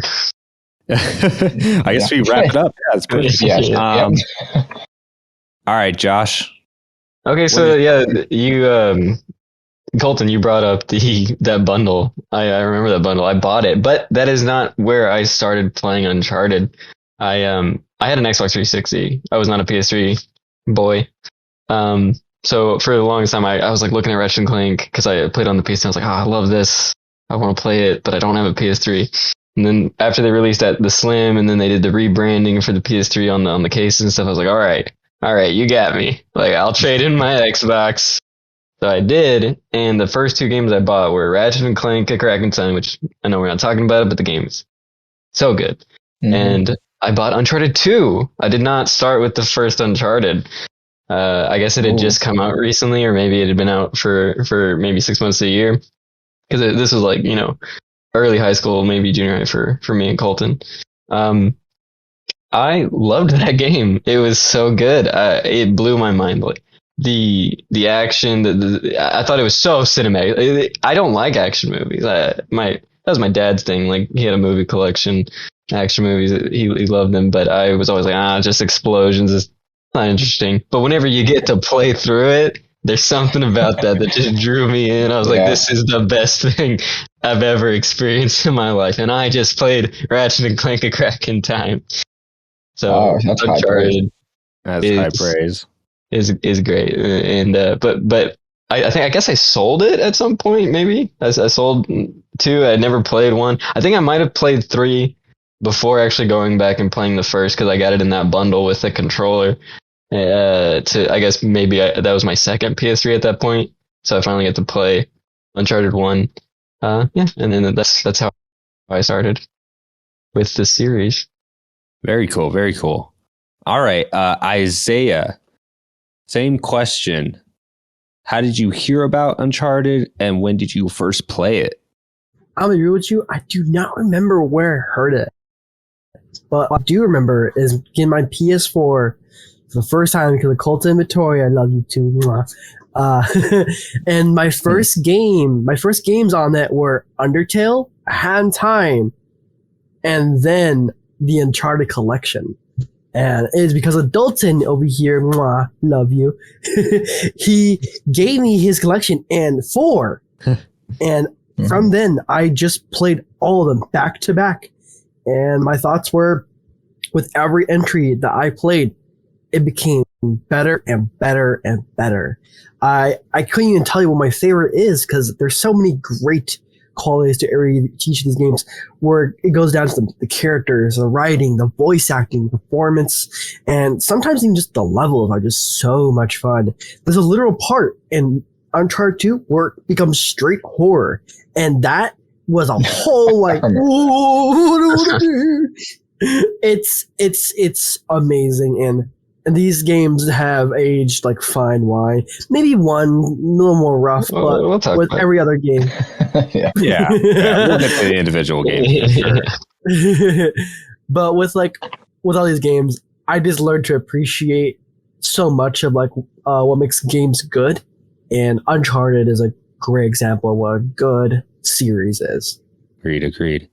All right, yeah. So my first experience with Uncharted is a little weird. When I first saw it, I remember my parents were watching like The Simpsons or something, and just like a little 10-second ad came up on our like tube television showing Drake's Fortune. And at that point, I didn't own any next-gen systems. I didn't own a 360 or PS3. And I didn't own either of those consoles till late 2008. So you guys had PS3s. 360s before I did. I was still on that PS2 game. But the first time it was actually Uncharted is the reason I picked a PS3 over 360. And how that happened is this is around 2008. I have a job now. I'm ready to like buy my first game console by myself. And at that point, the 360s were $299 new, and PS3s, this was before the first Slim model came out, were still $399, so $400. Crazy. And someone with like a first job, that $100 is like a big difference. That's so it was so hard. I was just like, growing up, I just came off the PS2, incredible. And I was still playing PS2 up until 2008. I think the last couple games I had were like Dragon Quest, Rechain of Memories, Kingdom Hearts. Like I was still playing really good games. Persona 4, because there was a lot of PS2 games that came out after the PS3. But at a certain point, I was like, okay, it's time. I need it. And I was trying to decide between the two, and I was leaning towards the 360 because it was $100 cheaper.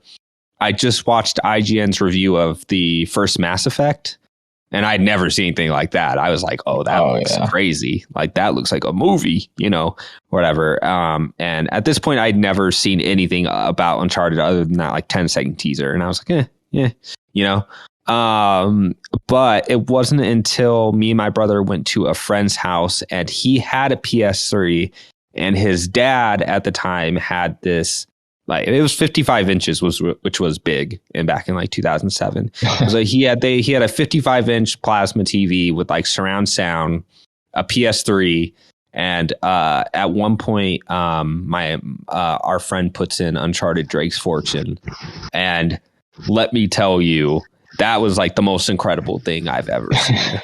I was like he was going through that tutorial level. I was like, it's like I'm watching a movie. And he rolled through that puddle the first time, and I'm like, his clothes are wet, it's drying. Like it just blew my mind. And I thought it was so cool, like the jumping and the climbing and the fact you could shoot while you were climbing. Like it just blew my mind. And at that point, it pretty much Drake's Fortune made that decision for me. It's like, I need a PS3 for this game. And I ended up finding a used fat 40 gig PS3 at like a shop for $300. So I still got mine. But that was like late 2008. So at the same time, my friend, this was the same day, he had a Game Informer magazine, and the cover of it was for Uncharted 2. And so I just saw that. I looked in the magazine. I looked at screenshots. I was like, whoa, this looks crazy. I still have that Game Informer, I think, too. The one where he's like hanging off the train. Yeah. I love that cover. That's probably my favorite Game Informer cover. In the back of that, in the back of that cover is also a review for Persona 4 on PS2, which is what actually made me like Persona 2. I was like, well, that game looks cool too, and I still have a PS2. So there were like that day was a very good day for my gaming taste. But after that, shortly after, we got less than a year of getting a PS3 and Drake's Fortune, falling in love with that game. Uncharted 2 came out, and we will get to my thoughts on Uncharted 2. They're very high. That game is very important for many reasons, and just the series from Drake's Fortune on, I've liked just about every single one I've played. I'll have some things about to say. There's one that wasn't made by Naughty Dog, and we'll get to that one. But in general, it's just there's so much quality. The writing is still bar none in a lot of ways. Just everything about Uncharted is really good. So we'll break that down. I don't want to get too specific just yet. All right. So we cover everyone? Pretty sure we did, right? Josh, did we get you? Yeah. Mm-hmm. Okay. Yeah, we did. All right, cool. See, this is why I get to edit and post. Or I'll just keep this in. Yeah, there you go. I'll edit that. They're gonna, people listening are just gonna hear me say, I'll edit that out like 5 times, and they're like, wow, never edited. The laziest host I've ever heard in my life. So now what we're going to do, now that we got kind of our history with Uncharted, I wanted to go kind of just game by game. And, it's surprising when you look at a list of Uncharted games, you're like, oh, there's a few. And then you look and you're like, oh, there's been a lot of Uncharted games. Yeah. So that it did surprise me once I saw it all laid out. But let's start with the first. So before we jump into it, the first game is Uncharted Drake's Fortune. It released on November 19th, 2007. And Amy Hennig, which will be important later, was the director of this game. And we had that. And by the end of it, I was surprised, too, because I wrote down a list of the Metacritic scores for each game. And Uncharted Drake's Fortune, what would you guys guess, Metacritic wise, that game got? 91. I think at the time, probably a 9, 9 or 90. Mm-hmm. 85 to 90, I think. That's two 91 specifically. Okay, yeah, those were good guesses. It got an 88. An 88. And I actually was surprised it was high, because I'm going off the lens of people talking about it post Uncharted 2 and Uncharted 3. Yeah, sure.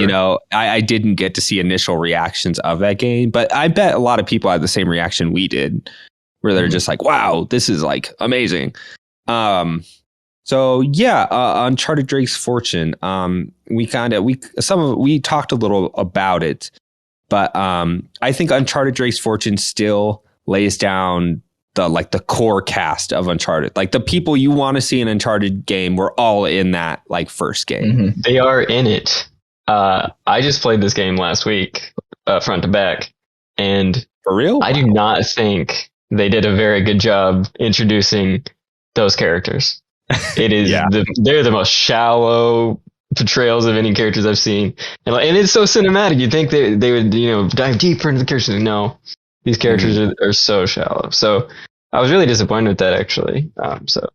Yeah, But- well, it's funny because Naughty Dog had just come off of Jack and Daxter, and you can see that in Uncharted 1 in the way they like 100%. portray their characters. Some of it's kind of Some of the cartoony. camera angles are very like old school camera angles. Like some of the early camera angles in the ship, I believe, reminded me of like playing Final Fantasy X. Oh, It nice. was very just like stagnant angles, like very it's strange. Like in the corner of the room, it's like a security camera looking down at Drake in the ship. I'm like, that's weird. And it would shift to be in front of him. I'm like, that's so old. What are they doing? Yeah. Yeah, well, I think it's going to be interesting talking about this first game because we can talk about our first impressions with it. But going back to it, you definitely see like where what they were trying to do and where they didn't quite get it. And areas they did, like you said, like just the camera angles, like you can tell they were trying to go for that real cinematic action movie kind of aesthetic. And in some ways they back in the day, you got that. You're like, it's like a movie. But the more now most AAA single player games are that, and they've gotten really good at it. So it sticks out a little bit more. What did you guys think about like the combat specifically? When you went, like Josh, you went back to it recently. Did you do it off the? I'm guessing you did off the collection, right? I played on the PS5, but through the PS4 collection, yes. Okay, that will. So the thing about Uncharted Drake's Fortune and the collection is Blue Point in the collection really cleaned up a lot of that game mechanically. It still felt rough. Yeah, take that and make it a lot worse. So the first time I played Uncharted 1, I guess, was after 2, like I said. So I don't think I've actually ever had fond feelings about the first one. I think I've always been down on it overall. Mm-hmm. So I'm interested how you guys felt the first time you played. I mean, the thing for me was just the back and forth dialogue between characters, because up to that point, like you would play like Final Fantasies and you'd just be waiting for cutscenes to like drive the story along or do like characterization. Yeah. And you're just like, this is the gameplay section, random battles, or in any game, you're like, I'm going to wait for the cutscenes, And there's some games where like back in the day where Final Fantasy X or Kingdom Hearts, I would like live for those cutscenes. Like I'd just be like, oh yes, put down the controller, let's watch some story, But for Uncharted, it was really the banter in between that I remember most fondly. I don't think there's as much. Sorry, Colton, go ahead. Well, I was going to say, I remember playing that game and in between the cutscenes, during the combat scenarios and in between combat scenarios, they, like you said, the banter, I remember it made me feel, I think for the first time, I was like, man, I really want to know what they're saying. And it's like, nah, this is not a cutscene. This is not this is not part of any cutscene or anything. It seems like it's not a part of anything important, but the banter is so, I felt like it was written so well. I remember thinking at the time, I was like, I wish every game was written the way this game was. Because I think the banter and the cutscenes and at the time, the movie quality that it felt like it had really pushed me through that game. That without that, I don't know if I would have liked the combat. I remember liking the combat a lot, but I honestly don't know if that was just me enjoying the other aspects of the game that kind of gave the combat like a lighter feel to it. It made it feel like I actually liked it a little bit more than I probably did, I think. Yeah, I mean, back in the day, I had a blast with that combat. Like it was difficult though, because like a lot of the enemies were really bullet spongy. They'd throw like hella grenades at you, no matter what. Oh, it's so ridiculous! You can't throw them back in the first one, or the second, or the second. Oh, really? I thought they introduced it in the second one. Oh my goodness! It was the third where they introduced that. That's bad. Yeah, no. You really feel that. Going back to it, but back in the day, the thing is, it really also depends on what you played before Uncharted. Like a lot of people. Our next gen moment seems to all align to be Uncharted. Like our big next gen moment. I don't know if that's true for everyone. Well, just on the PlayStation it side. was. Yeah, but that's the PlayStation side. Like people had Gears of War for maybe a whole year, and that was like the big like third person shooter. So I might have not been as blown away if I'd played Gears of War. before this, but I hadn't. Like, this was my first next gen console, so I played Halo 3 before this, and I was still very blown away by the Uncharted series. Yeah, and Halo 3 is cool. Yeah, but yeah, like the third person action cover, that was my first ever, and I adored that system. I thought it was so. Oh yeah, it felt so unique. Yeah. Like Yeah. But now it's just like now every game is that. Yeah. Now you roll your eyes when a game gives you like a cover system. You're just like, what? I don't want to do this. I just want to. Yeah. Now I want to be able to. It feels like, dead now a little bit. Fly 50 feet at someone. Yeah. For sure. But yeah. The story itself. Like I said, I'm not as attached to the overall. I mean, I guess this goes along with maybe almost every Uncharted game where the overarching story, like the mystery and stuff, isn't the thing that propels me. It's really like just the conversations, the interactions between the characters. Uncharted 1 specifically has a few like turret sequences as that like water boat. The what do you call those? The jet ski. Beginning. Jet ski. Oh no, the jet ski. Oh, there's two times you have to do that. Yeah, or 3. totally. Mhm. Oh my god, it's ridiculous. 3? I think it's 3 times. I just played. I should know, but I'm pretty sure it's 3 times. And the third maybe. time you don't have the grenade launcher that you do the first 2. Right, they just give you a pistol like at one point, and you know, back in the day, those sequences definitely do stand out as like, oh, this feels a little half the game. It feels outdated, you know. So there are things. I think the arenas sometimes those enemies are dumb, but they'll rush you. Like they're aggressive. 100%. Yeah. I remember there's that one scene where Drake's in like a circle. It's like a circle mausoleum thing, and they must throw like 25 dudes at you all at once, and you just die a ton. Yeah. Yeah. So like I said, they hadn't quite got down the like encounter, like the individual encounters. So performance wise, the PS3, specifically the first Uncharted had awful screen tearing. If you play it, you'll really notice it. It's not anything you would notice back then because your eyes just. Oh, back then I was playing on a CRT, by the way. I was not playing on a HDMI HD screen too. But if you watch some like YouTube videos, especially the part where like at the beginning where Drake's running away from all those pillars falling, it is like screen tear city. Like even if you have a hard time seeing screen tearing, it is so obvious that you're just like, whoa. And it's funny because Giant Bomb put a podcast where they sat down the main programmer of all the Uncharted series, Cowboy, and he was telling them how they like put Uncharted Drake's Fortune Gold, and they were talking with Guerrilla, who had just put out Killzone 2, and Guerrilla had figured out how to work out the screen tearing because they were working out the same thing, and they just released Drake's Fortune like 2 weeks earlier. He was like, great. So I think we'll get back to Uncharted when we get to the Nathan Drake collection, because I do have some things to say about going back to that game on that collection. Specifically from going to Did not know we were going back to the collection. I should look at the doc. Yeah, it won't be a long conversation. It mostly has to do with Drake's Fortune. But anyone else have anything else they'd like to say about like I said, graphically it's still, I mean, even looking back, like that U-boat scene with even like, you know, old lighting and old assets and stuff, it still looks really nice in areas. Just to touch on, I guess, the story and characters real quick, if I can. Sully comes off like a creep in the first game. He just wants to bang everybody. Yeah, that's Drake's pretty boring in the first one, and Elena is, I don't know why she's there, like, and what her motivation is. Like, was she a reporter? But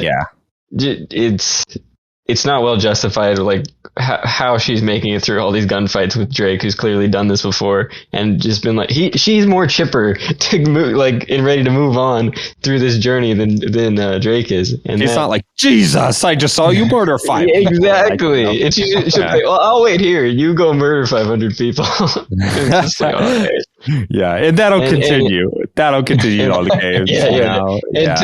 To the story of the first game, though, if I can sort of spoil it because it's super old. Yeah, not fine. The bad guy, because they do a little switcheroo at the end. The bad guy that you think is a bad guy for the whole game is super boring. And the guy that they switch him out with is equally as boring. And I don't know what they were trying to achieve there. He's just like his right hand man, and then he takes over and he does the same boring kind of thing. He's just like, I'm gonna take it away and sell it. The little golden statue that you're after or whatever. And it's like, all right.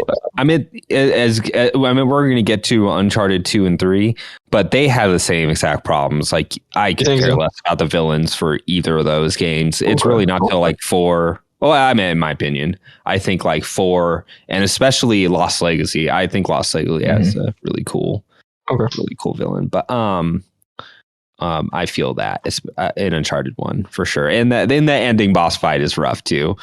Oh dear God! I was playing on Crushing. Oh, I remember that. Oh no. It was the worst. I played through it about 25 times before I could get him down at the end. I'm just like, this is nuts. They don't give you enough ammo. It's yeah. So I mean, I think with Uncharted 1, it's like a good first start, and it was Naughty Dog still getting their feet wet with the PS3. Again, going back into what they were saying, they were still working with that cell processor, that really hard to work with processor the PS3 had. And they said they were working with like 20% of the cell's SPUs, which are what made the CPU in the PS3 special. So they were barely utilizing what the PS3 could do at that point. And so, that's where like some technical stuff comes, but they were still figuring out technology stuff. So, like anything, it's the first game. And if you even go back to that entire generation, you'd think of first games to second games. I think those had huge jumps, like Assassin's Creed to Assassin's Creed 2, Gears of War to Gears of War 2. I was about to say Arkham Asylum to Arkham City, but I like Asylum better, so I won't say that, even though I did. But, they were big jumps between sequels, which I don't think you see as often. And I think more than anything, the difference between Uncharted 1 and 2 is the biggest leap we're going to see. So on that note, Uncharted 2. Uncharted 2. Man. This is the big one for me. So I mean, I know Uncharted 2 is everyone's favorite. I don't think I'm going to go ahead and say it's not my favorite, but I remember at the time playing it. So after I played Uncharted 1, I think I said the thing everyone said, it feels like a movie or whatever. But Uncharted 2, I remember being so wowed that it actually felt like I couldn't say it felt like a movie in the first one. I mean, I know I did, but it really didn't.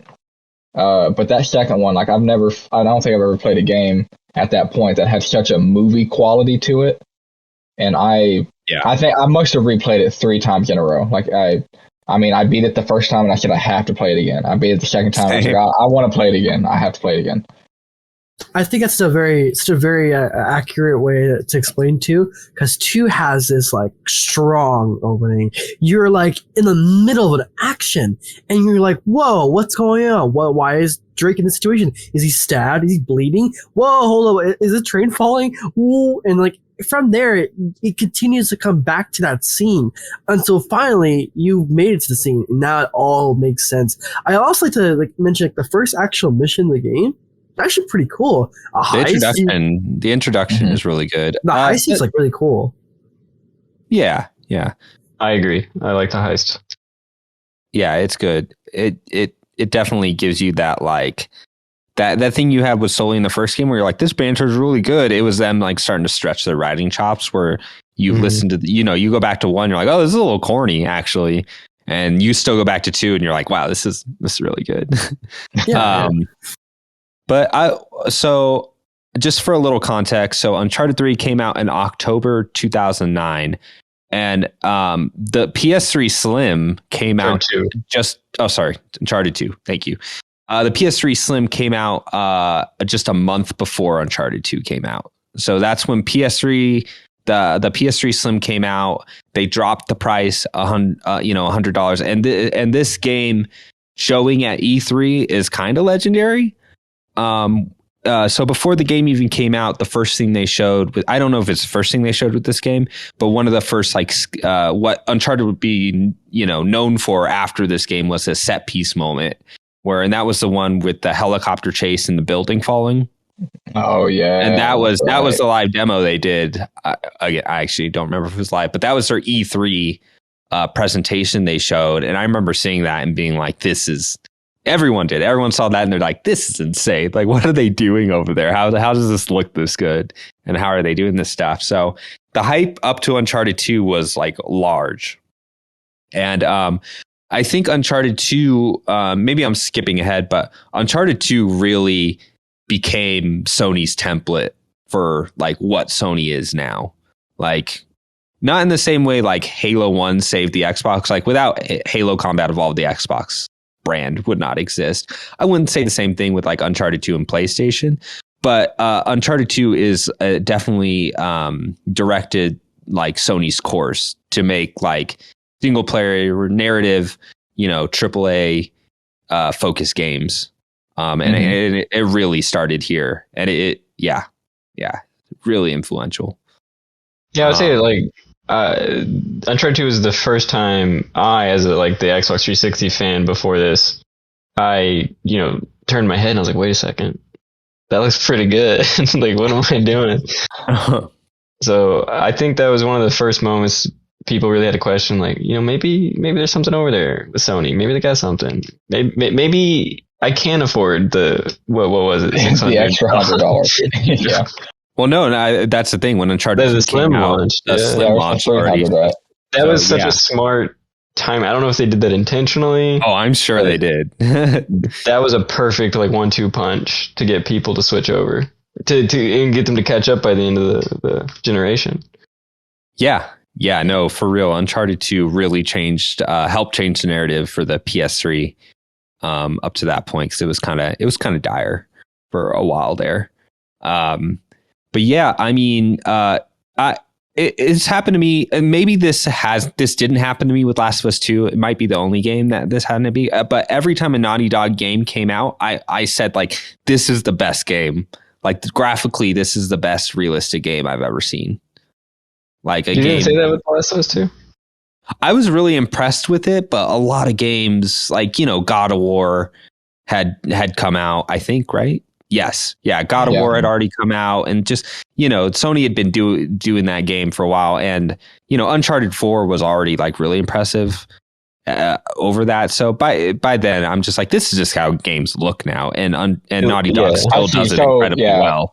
Okay. So the novelty kind of wasn't as like the novelty of having such a great looking game probably died off a little bit by that point. Is that what you mean? By that point, but it took like what? Like, I mean, it still took that in between that years for everyone else to catch up. Like I said, Uncharted 2, 3, on a handheld basis, Golden Abyss, 4, The Last of Us, while it was still on the PS3, like all those games, every time I saw it, I was like, this is the new bar. Like every time. And Uncharted 2 was that for me. I was like, I can't believe how good this game looks. And like, their narratives too, like their narratives and story, they did storytelling is like, they've always been able to just amp it up more and more. And I think another example, like besides Uncharted, The Last of Us is like incredible. Yeah.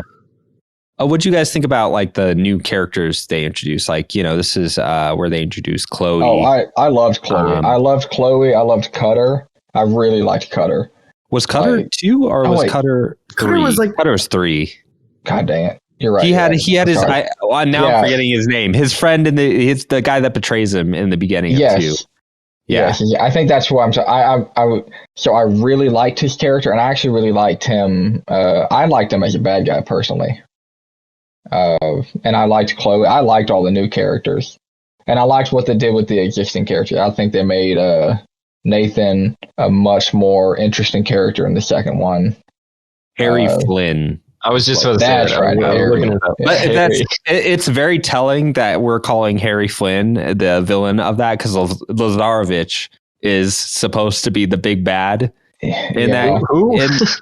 Exactly, the big scarred Russian dude. I know what he looks like, but like, I don't care for him. I remember the boss at the end, the boss fight. Exactly. So that's what I was saying when we were back on 1, that Uncharted has a little bit of a problem of having forgettable like core villains, and he was the last boss. Like, you had to blow up those blue things after which was a lot better than the first game. Yeah, I still found it annoying that you had to like walk and run in a circle, Yes. but Still annoying.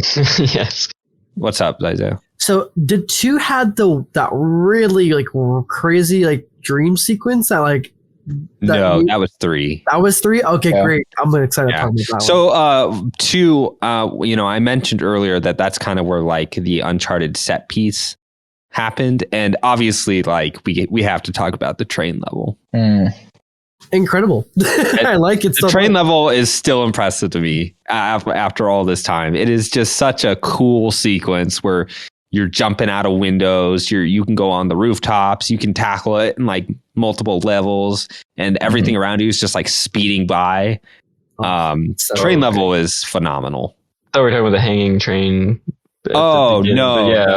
Okay. Fighting on the moving train. Yes, I do love that sequence. I did die a lot to this, but I think I really did enjoy it. I think I really found myself having real fun with this game. Yeah, it's like a real novel moment, and the building, obviously the building falling sequence you saw in the E3, that's really cool too. Where you're seeing all the furniture slide and like it's making cover for you, and it's just like really crazy stuff, especially for the time. Time, you're just like, this is wild.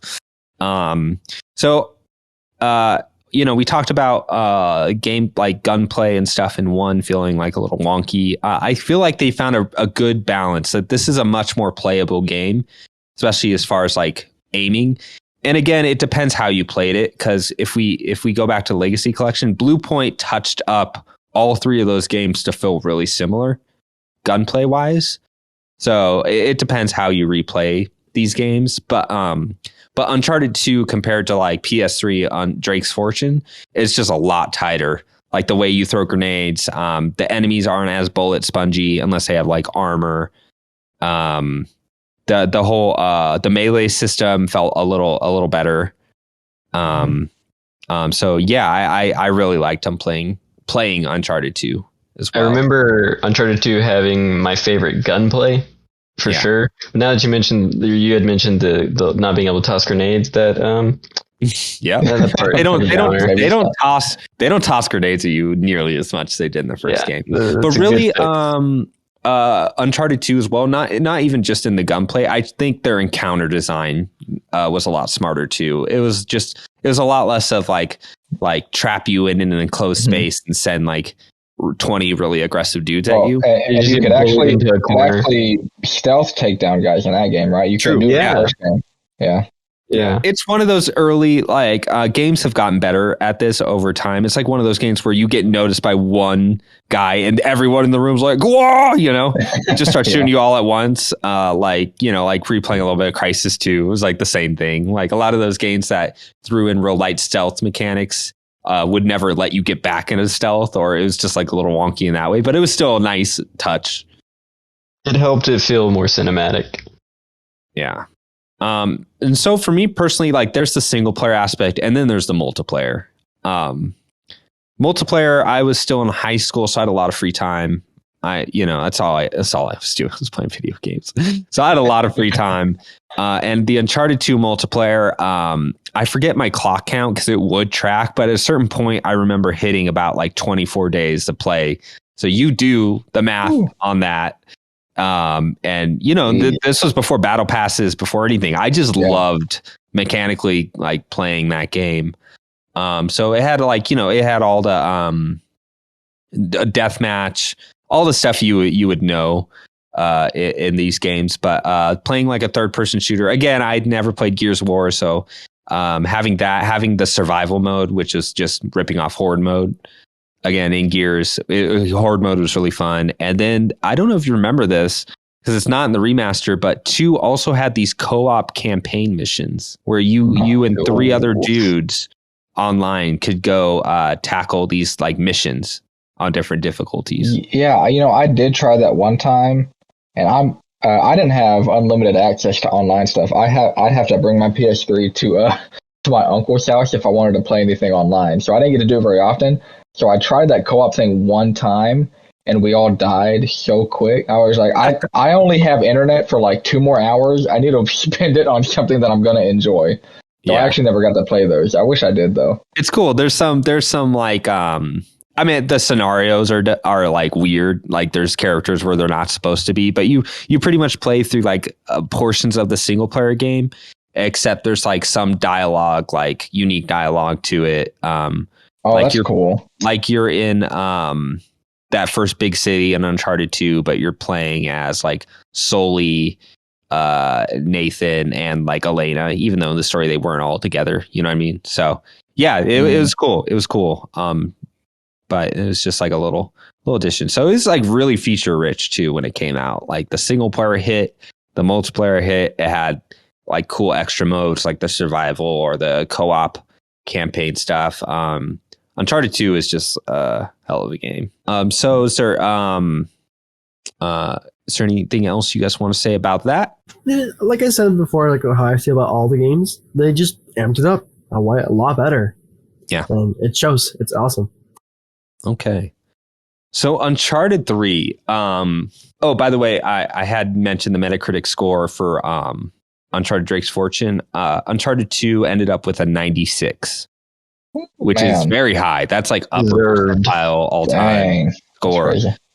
So yeah, it got a 96, and I think well deserved, especially for the time. For the time, this game was just crazy. I couldn't believe I was playing it.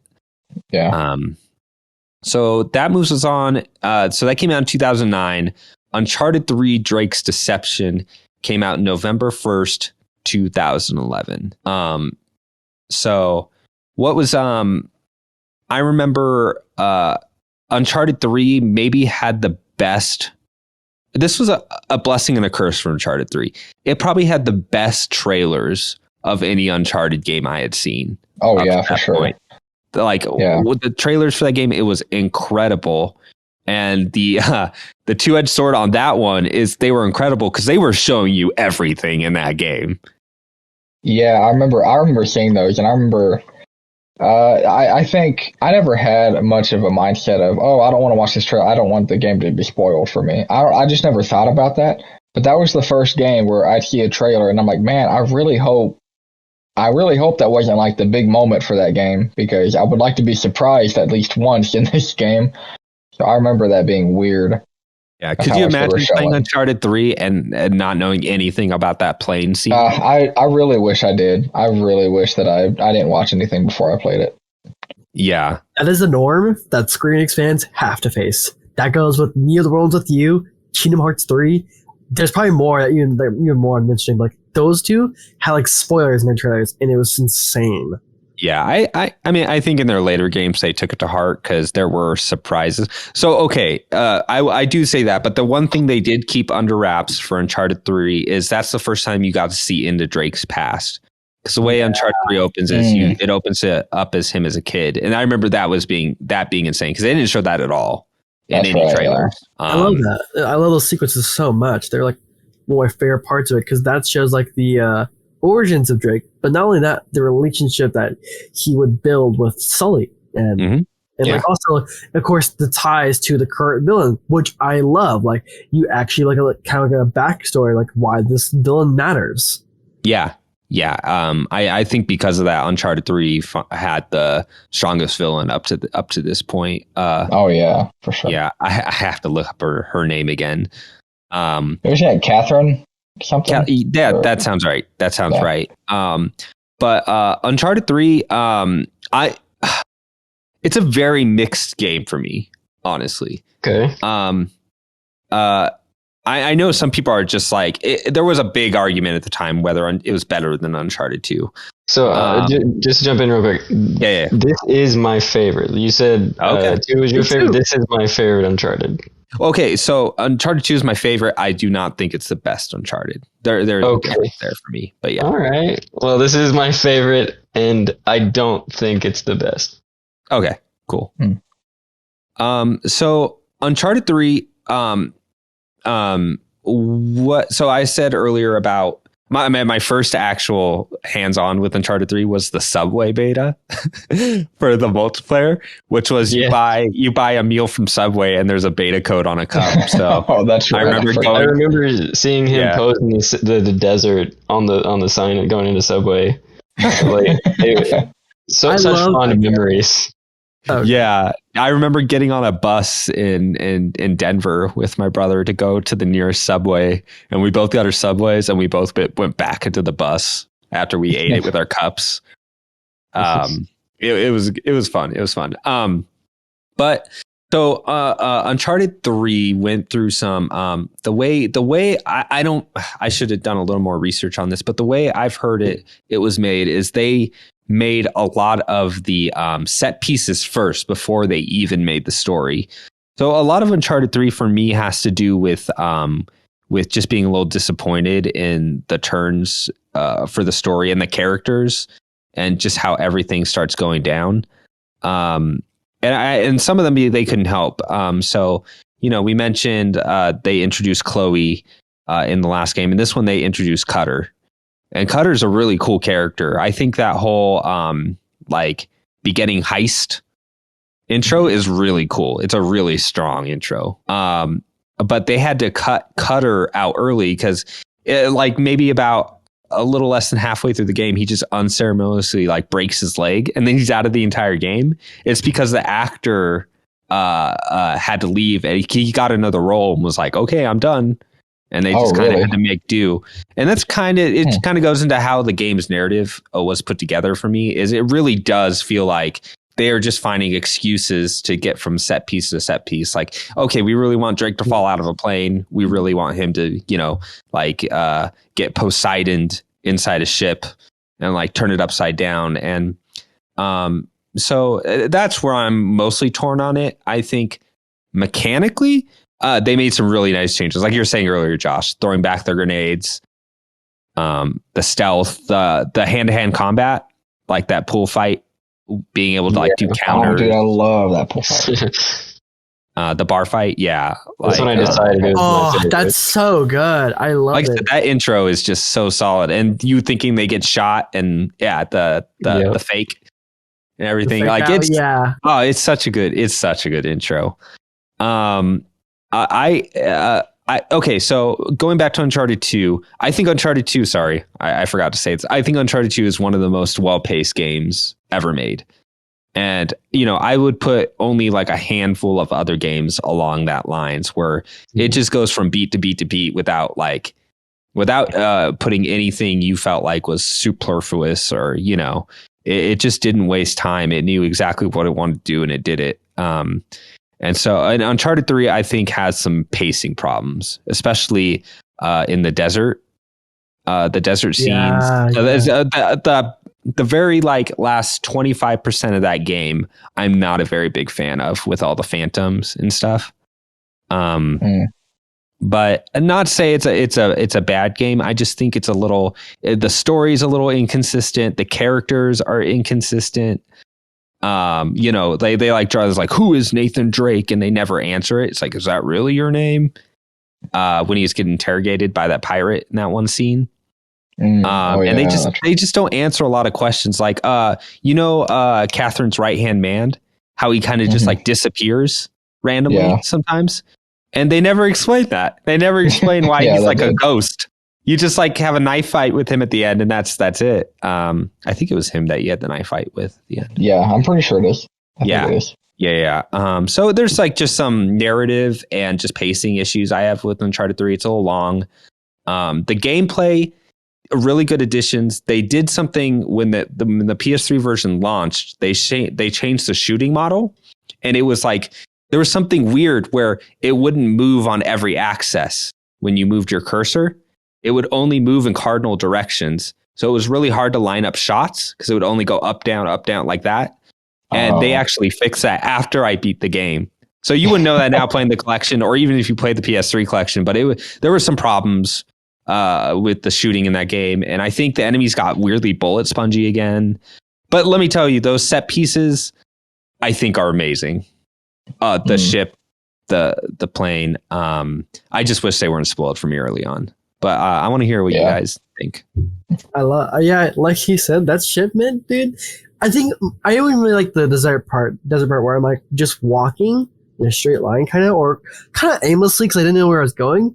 But I will say the set piece for that moment is amazing. And like you can really feel sort of like that tension, like of like you're in this like plane, you're about to fall, you could die from this, like this could be the end for Nathan. Like it's just so cool. But I like the next set piece, which is I think he's like on a horse, right? And like Sully's like talking to you, and like it's like after the desert area, and you're reunited with Sully, and you're like on the horses. I love that. Cool. Yeah. Oh yeah. And I think my favorite part about the entire game, which is why I think it's my favorite, it's just with Sully and Nathan, and just learning more about their relationship and how it went from a fatherly figure trying to make sure this kid doesn't mess up to a best man that can have thick and through till from like life to death. And I love that. Mm-hmm. Josh, you were saying this is your favorite Uncharted game. Can you tell me a little bit why?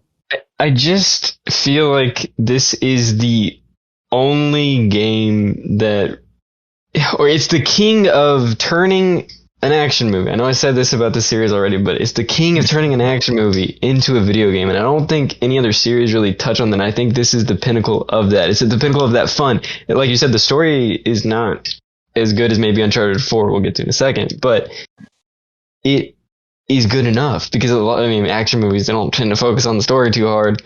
Yeah. And this is that. I think they nailed it. Like they focused on the set pieces, like you said. Like, and that was their first thought was nail this, and people will have fun. And I had the most fun out of any Uncharted game in this game. That's why it's my favorite. It's stupid to say, but it's just fun. I love it.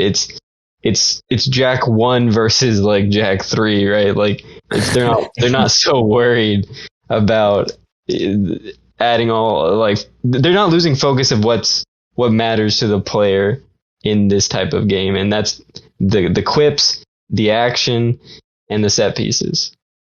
Yeah, and to your point, I'm actually less harsh on it the more we go, because at the time I was really upset that they didn't like explain story stuff. They kept doing fake outs, like we're at the end, you think Sully dies, and, and there's like a big emotional moment. And then he just comes back. He's like, "Hey, kid, it's no problem. I'm back." And you're like, "Okay, why did you have to do any of that?" But then after, right after Uncharted 3, they made The Last of Us, and that's where they did all that work that I wanted from Uncharted 3. I was like, "Why didn't you like stick those more emotional, those emotional beats? Why, those should have stuck harder." But having Uncharted and having The Last of Us is like two separate things Naughty Dog was doing. And, talking about it now, I totally see what you're saying, because all those set pieces are incredible. Even what Izayah was saying, the part where you're wandering the desert and the camera pans like way out and you're like a little ant and you can see like the footprints, like, and just again, visually, Uncharted 3 somehow outdoes Uncharted 2. Yeah.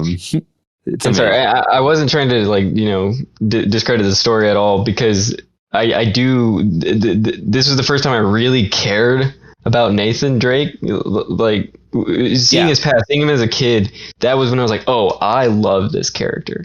This is now one of the all-time great characters. Playing the first game, I don't care about him one bit. He is obnoxious. Like he's kind of a jerk. Yeah. So it made you care about somebody I didn't really care about before. So yeah, I like that. Yeah. Okay. And again, going back to the multiplayer, this is another game I put in probably another month's worth of time into, maybe even more. It was great for all the same reasons. 2 was now you could throw back grenades in multiplayer, which was a game changer.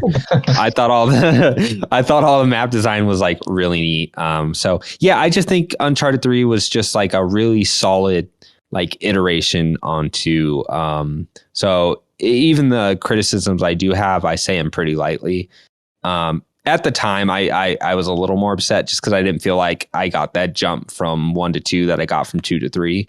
But now that we're further back, how could it growing? Yeah. My expectations would have been too high to expect that. But again, Metacritic score for Uncharted 3 was 92, so above. Okay. It was above not bad. 1 and below 2, which makes sense. Like we said, like we had already played 2. There, they would have had to do something impossible to get Uncharted 3 to just be like, it's as much of a big jump. The score should too, you know? Yeah. Mhm. We had to wait Nathan for goes to 4. space. Nathan just goes to space. That's it. Yeah. So moving on to our next game. This one's an interesting one. So how many of you guys have played Uncharted Golden Abyss? No, actually, I 10 mean, minutes. I wish Okay. I did. All right. Okay. I'll take this one. So Uncharted Golden Abyss was a launch game for the PlayStation Vita. It was kind of the flagship PlayStation Vita game. And so it was developed by Ben Studios. So up to that point, Ben Studios had done Siphon Filter for the PS1 and PSP. They did a Resistance game for PSP. And now this was like their big, they got handed like, a big IP to do this. More recently, they did Days Gone. This Days Gone would have been their game after Golden Abyss. Ooh. But yeah, so they've had a rough go. I know people like Days Gone too, so I'm not going to recommend it too much. But Uncharted Golden Abyss. So in context, it makes sense the way Uncharted Golden Abyss came out. So Uncharted Golden Abyss started development before Uncharted 2 even came out. So they started. I believe it because it came out 2 years later. Like it came out in 2012, so that would have been like a 4-year development cycle. Didn't you like we're in the same okay. shirt from the Okay, first never game? mind. I'm sorry. Yeah, you're right. And so again, I think the biggest thing Uncharted Golden Abyss did was it had a real like wow factor that like it looked graphically around like maybe a little bit below Uncharted 1, but around like the graphic quality Uncharted 1 was, and having that in handheld form around that time was crazy. Yeah. Like you're just like, this is nuts. Look, I'm playing Uncharted like in my hands. And then when you get down to the game, yeah, the mechanics, like everything they did in Uncharted 2 and 3 is not there. There's I'm trying to remember if there's any stealth. I don't think there was. I could be wrong about that. But there were no stealth mechanics. You couldn't throw back grenades. It felt a little the shooting felt a little clunky in the same way Uncharted 1 did. And just it's kind of a forgettable Uncharted game. It does feel like a side story made by a different team.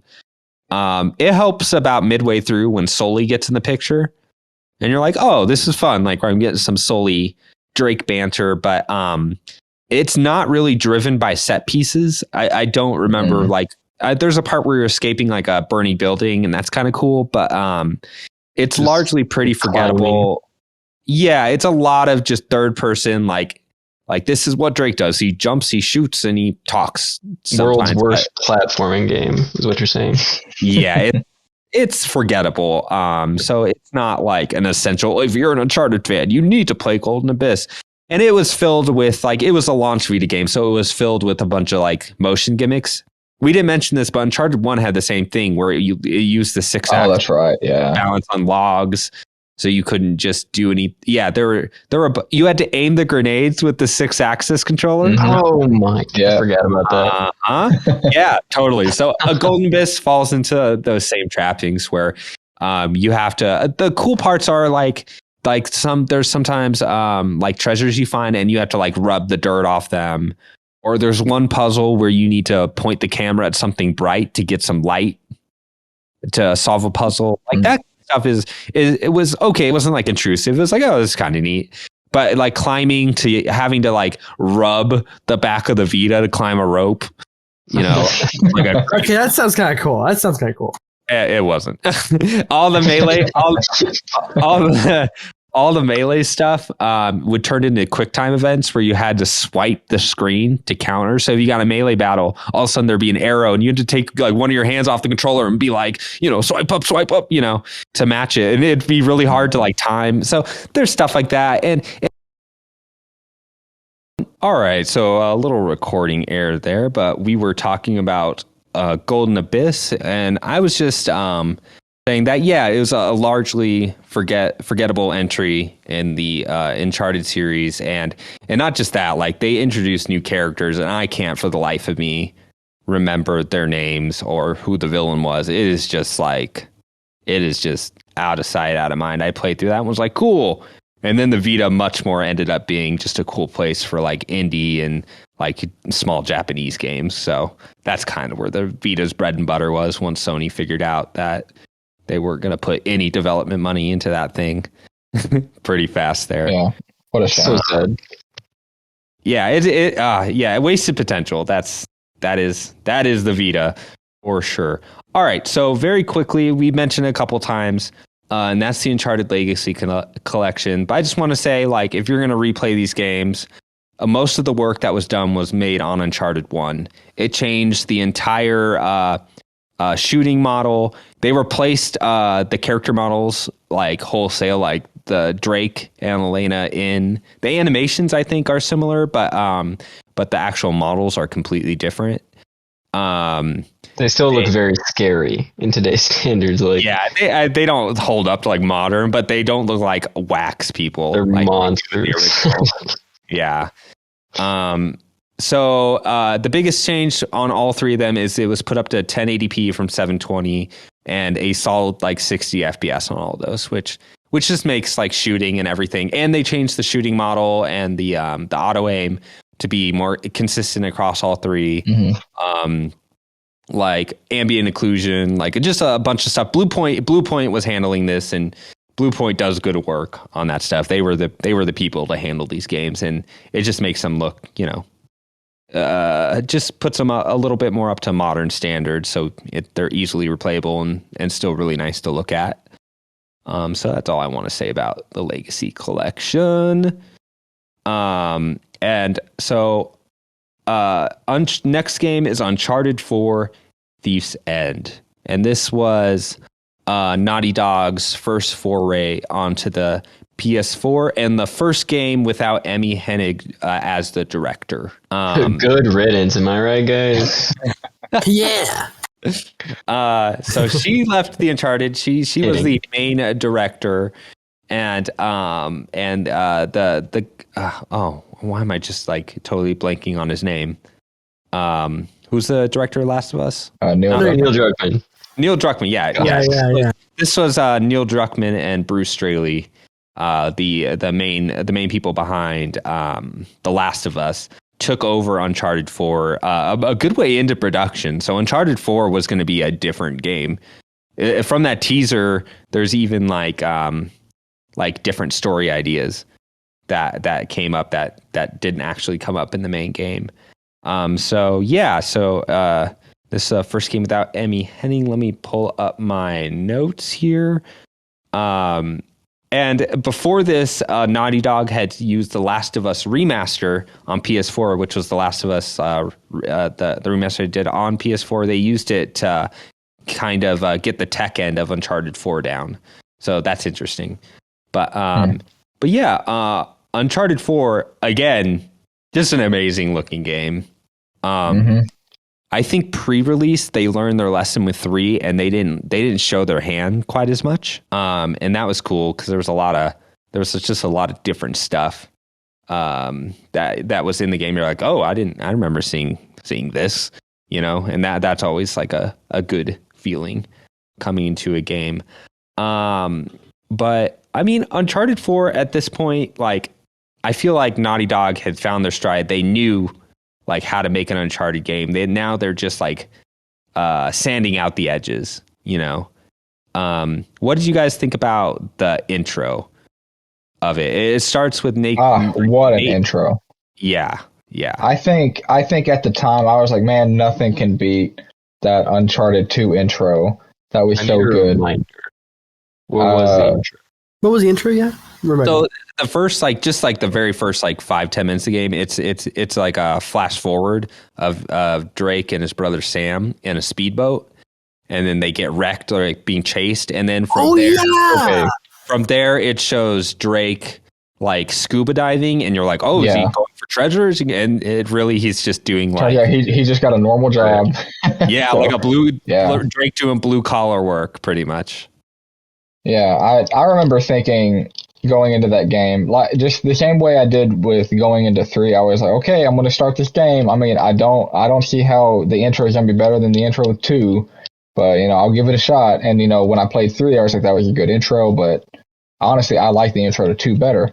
I ended up liking 4 better than 2. I liked the mystery of, what happened to his brother. What now you have me asking questions and I want answers to those questions.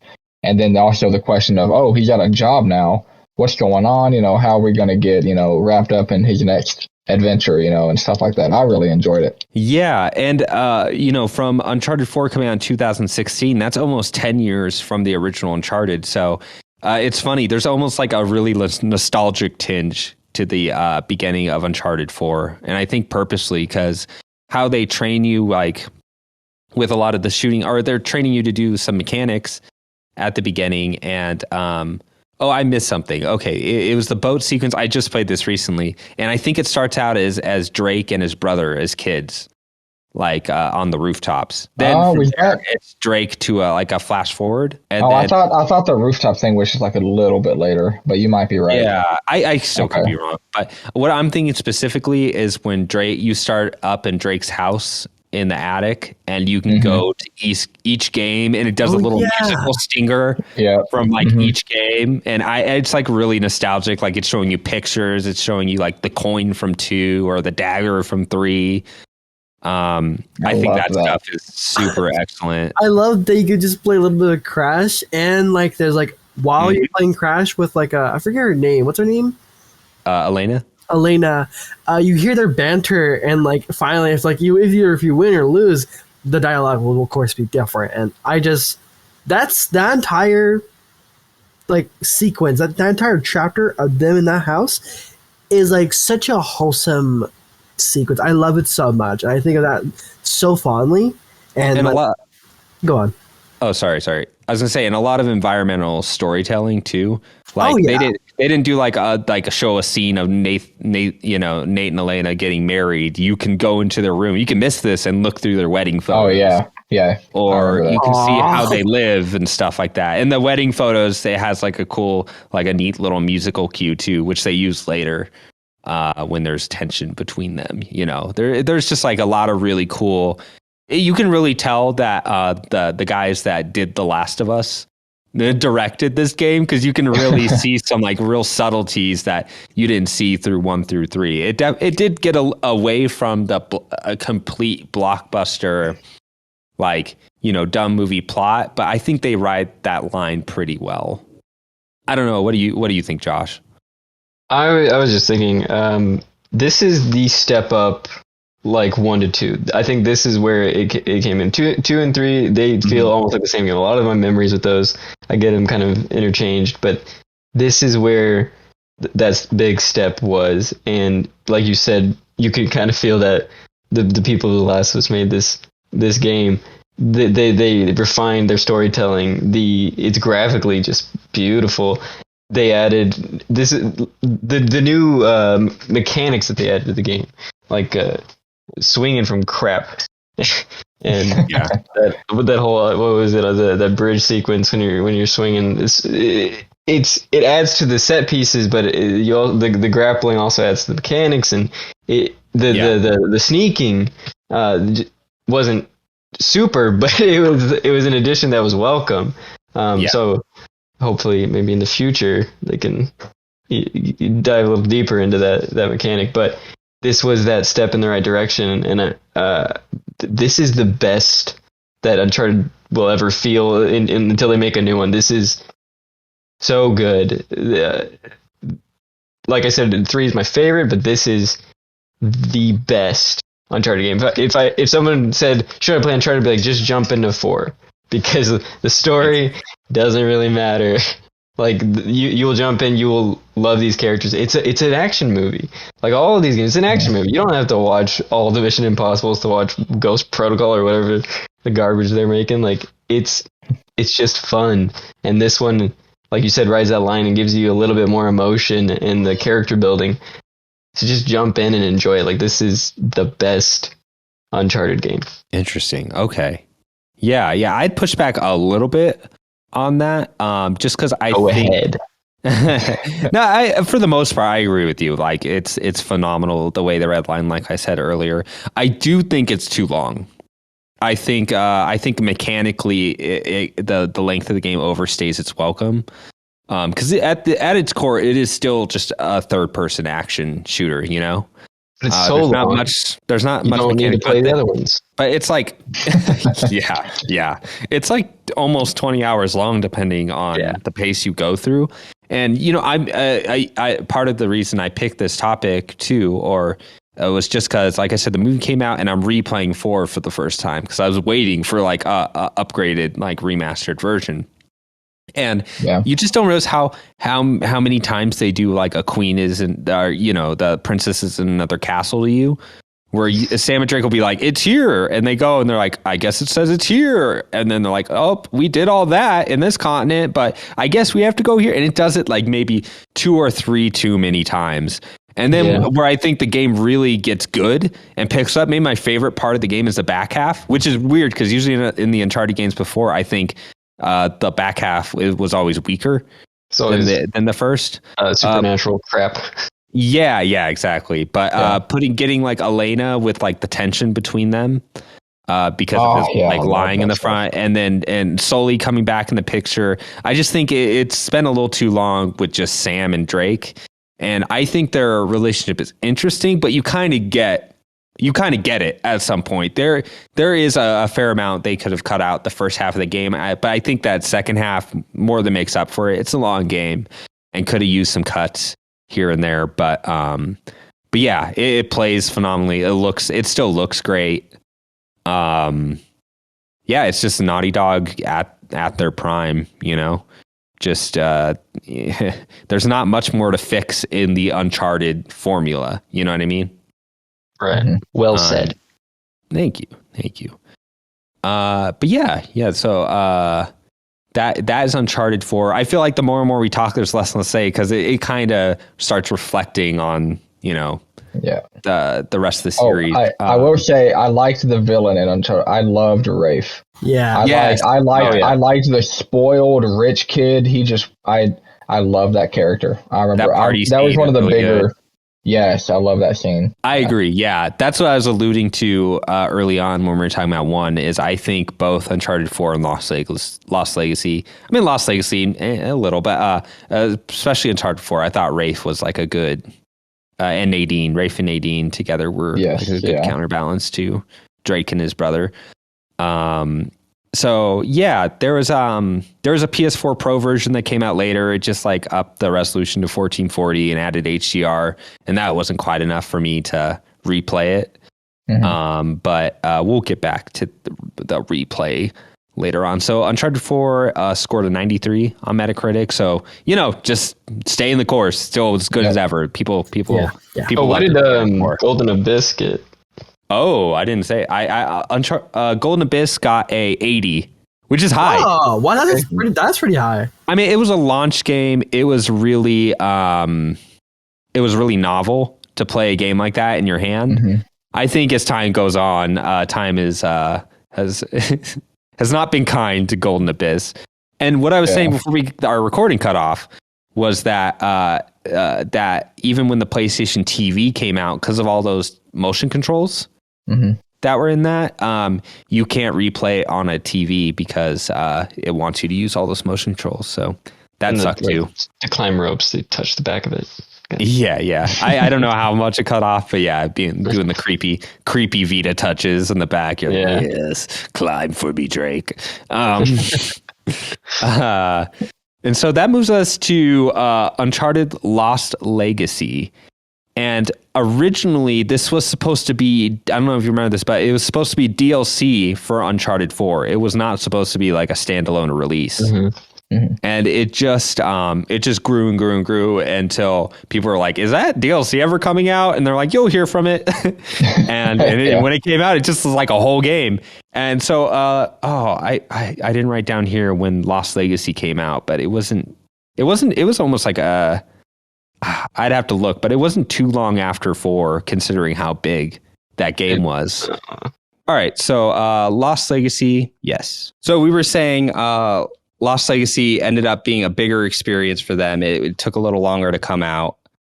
And it actually, I didn't know this. It had 2 directors that had never worked on Uncharted before, which is surprising because Lost Legacy, I think, is really good. Mm-hmm. This is an unpopular opinion, but I think Lost Legacy is the best Uncharted game. Really interesting. I've never played it. What? Me neither. Oh, it's so You good. should. It is really It's good. so, if you take Uncharted 4, all the mechanics, everything they did with characterization, writing, all the stuff that was good in 4, and they made it tighter. Like it's about the same length as like Uncharted 2. And the cool thing about Lost Legacy is there's a chapter where it becomes a semi-open world where you can tackle different things in different locations. That does not sound fun. That's what's always kind of kept me away. No, it's not a lot. It's just one chapter of the game. They kind of clearly map it out for you, and so it is fun, and it's arcadey, like getting around. It might be like 2 hours max if you did everything in the open world area. And it was really them dipping their feet in for like The Last of Us 2, where you have that open world Seattle section. That's kind of where that started. And so, I really like Chloe and Nadine's, again, an amazing intro with that city being bombed, like visually. Yes. Oh, yeah. Visually, it is a cool intro. That's awesome. Yeah. And the dynamics between Nadine and Chloe are really good.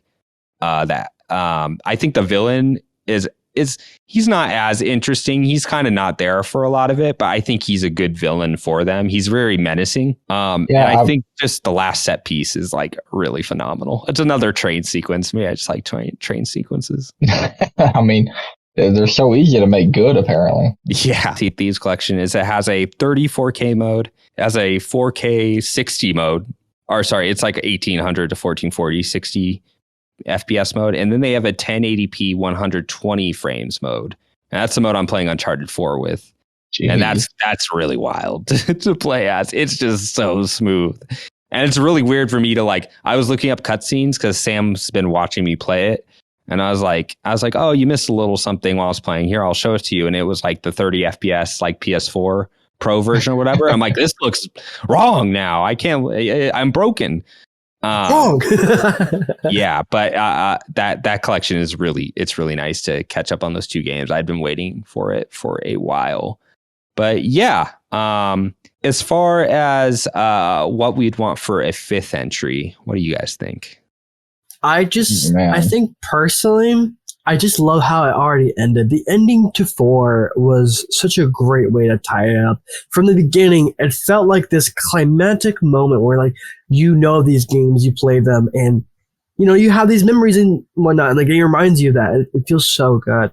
But when you go into 4, it's like, it feels like a good finale for Nathan and his journey. He's settling down. He has a nice beach house. He's got a kid, a loving wife, and he's been on the adventures he's been on. But as far as a sequel goes, maybe another thief can take on that role. They have a little reprise role of Nathan or the daughter. The daughter comes into play and has wants to strive for ambitions that her dad had. So it could be either someone else's ball or it could be just Nathan's daughter, because I'm pretty sure in example Zuma Chronicles 2, complete sequel does not have Shulk as the main protagonist. It has a whole different team. No, I completely agree with what you're saying. I'm surprised I forgot to even mention the end of Uncharted 4 with the flash forward. What a good way to send off those characters. Yeah. It was amazing, and I think they easily could have Drake's daughter take a leading role and have her dad come into support as a fan, it's a fan return. He can just be complaining about his back or something. That dude had to have had 99 compound fractures to be worrying about now. He's like, my old bones. All the bullet wounds, and I'm sure he had quite a bit. Yeah. Wait, I'm pretty sure in some interview they confirm the bullets that come at Nathan. Yeah. It's the luck. It's not actually him getting the shot. It's his luck running out or something. That's cool though. That's so cool. Okay, that's just kind of okay. It's a video game. You don't have to. Yeah, you don't have to feed me any of that. It's fine. I get it. All right. Anyway, I mean, I was thinking exactly what I was saying. Yeah. Yeah, I mean, I don't know if I necessarily want another one, but if they did, I wouldn't be upset if it wasn't even his daughter, just someone completely unrelated, and maybe obviously have some little Easter egg. You hear about maybe Nathan's company or something later on, because now he's got like a legitimate company, so like little Easter eggs would be cool, but they can find Nathan Drake's bones in like the bottom of a cave like 60 years later, Colton, I disagree. If it's not his daughter, I don't want it. And I don't want it unless it comes out in like 29. I could see myself changing my mind about that. So, I mean, I'm not upset about what you're saying. I think it needs that God of War refresh. I think we need to wait it out, because I think they've done what they can do with this current formula, like Troy was saying. I think we need a refresh. And I think bringing in the daughter, like, give her enough time to grow up, man. How old is she? Like 12? Yeah. Yeah. I'd want one where she's like in her, like, I don't know, late 20s, 30s, where there's some history you don't know about, so they can build, they can like really build off that stuff. I'm looking forward to that. She's like, I haven't talked to my dad in 10 years. Oh yeah, it's because it's like mention that or something. Yeah, you're selling me on the idea. Like, you're still talking to your dad. Like something like that. Like little tidbits. That'd be cool. Sully's a bad guy now or something. Sully's a bad guy. He's munching on cigars. Drake's dad comes. Drake's brother comes back in to support. Be the cool uncle. Yeah, I mean, like I said, I'm open. It could be the Sully. At this point, I trust Naughty Dog that what they would do would be excellent, and I'm just looking forward to seeing it if they ever do continue in what they have in mind.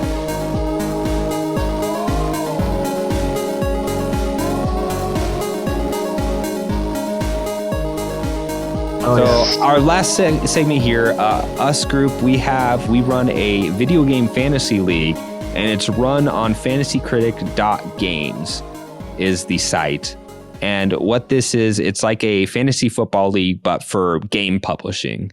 And so a group of us have made, we played last year, and we have a new set of games that we're doing. So our group is called Colton Green's Indecisive Acquaintances.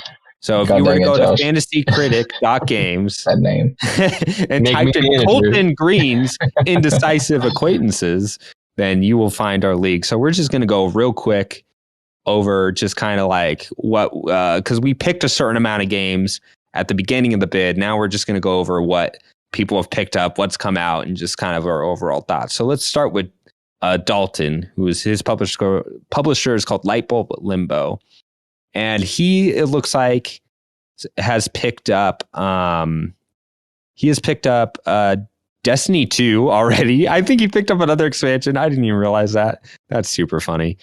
Destiny 2 Lightfall, Prince of Persia, the Sands of Time remake, Wizard with a Gun, and Bugsnack, the Isle of Big Snacks. And his one game to get a score, as of recently, this score could change pretty much by tomorrow, is Destiny 2 The Witch Queen with a high score of 89. So that's a solid entry. Really? Mine says 92 right now. Oh, really? Mine says 89. Let me refresh. That's super funny. So Dalton's next game coming out will be Tiny Tina's Wonderland. It'll be Assassin's Creed Dawn of Ragnarok. Yeah, so it'll be another DLC, which that could go either way. Huh? I could see Ragnarok getting like around an 80, maybe a little below that. That's my guess. And then Tiny Tina's, I don't know, man. People are really mixed about Borderlands 3, especially like reviewers. I didn't know that. Yeah. So that one's hard to say. So from the look of the gameplay, it just looks like Borderlands. Like totally. Give me a break. All right. So next we have Izayah.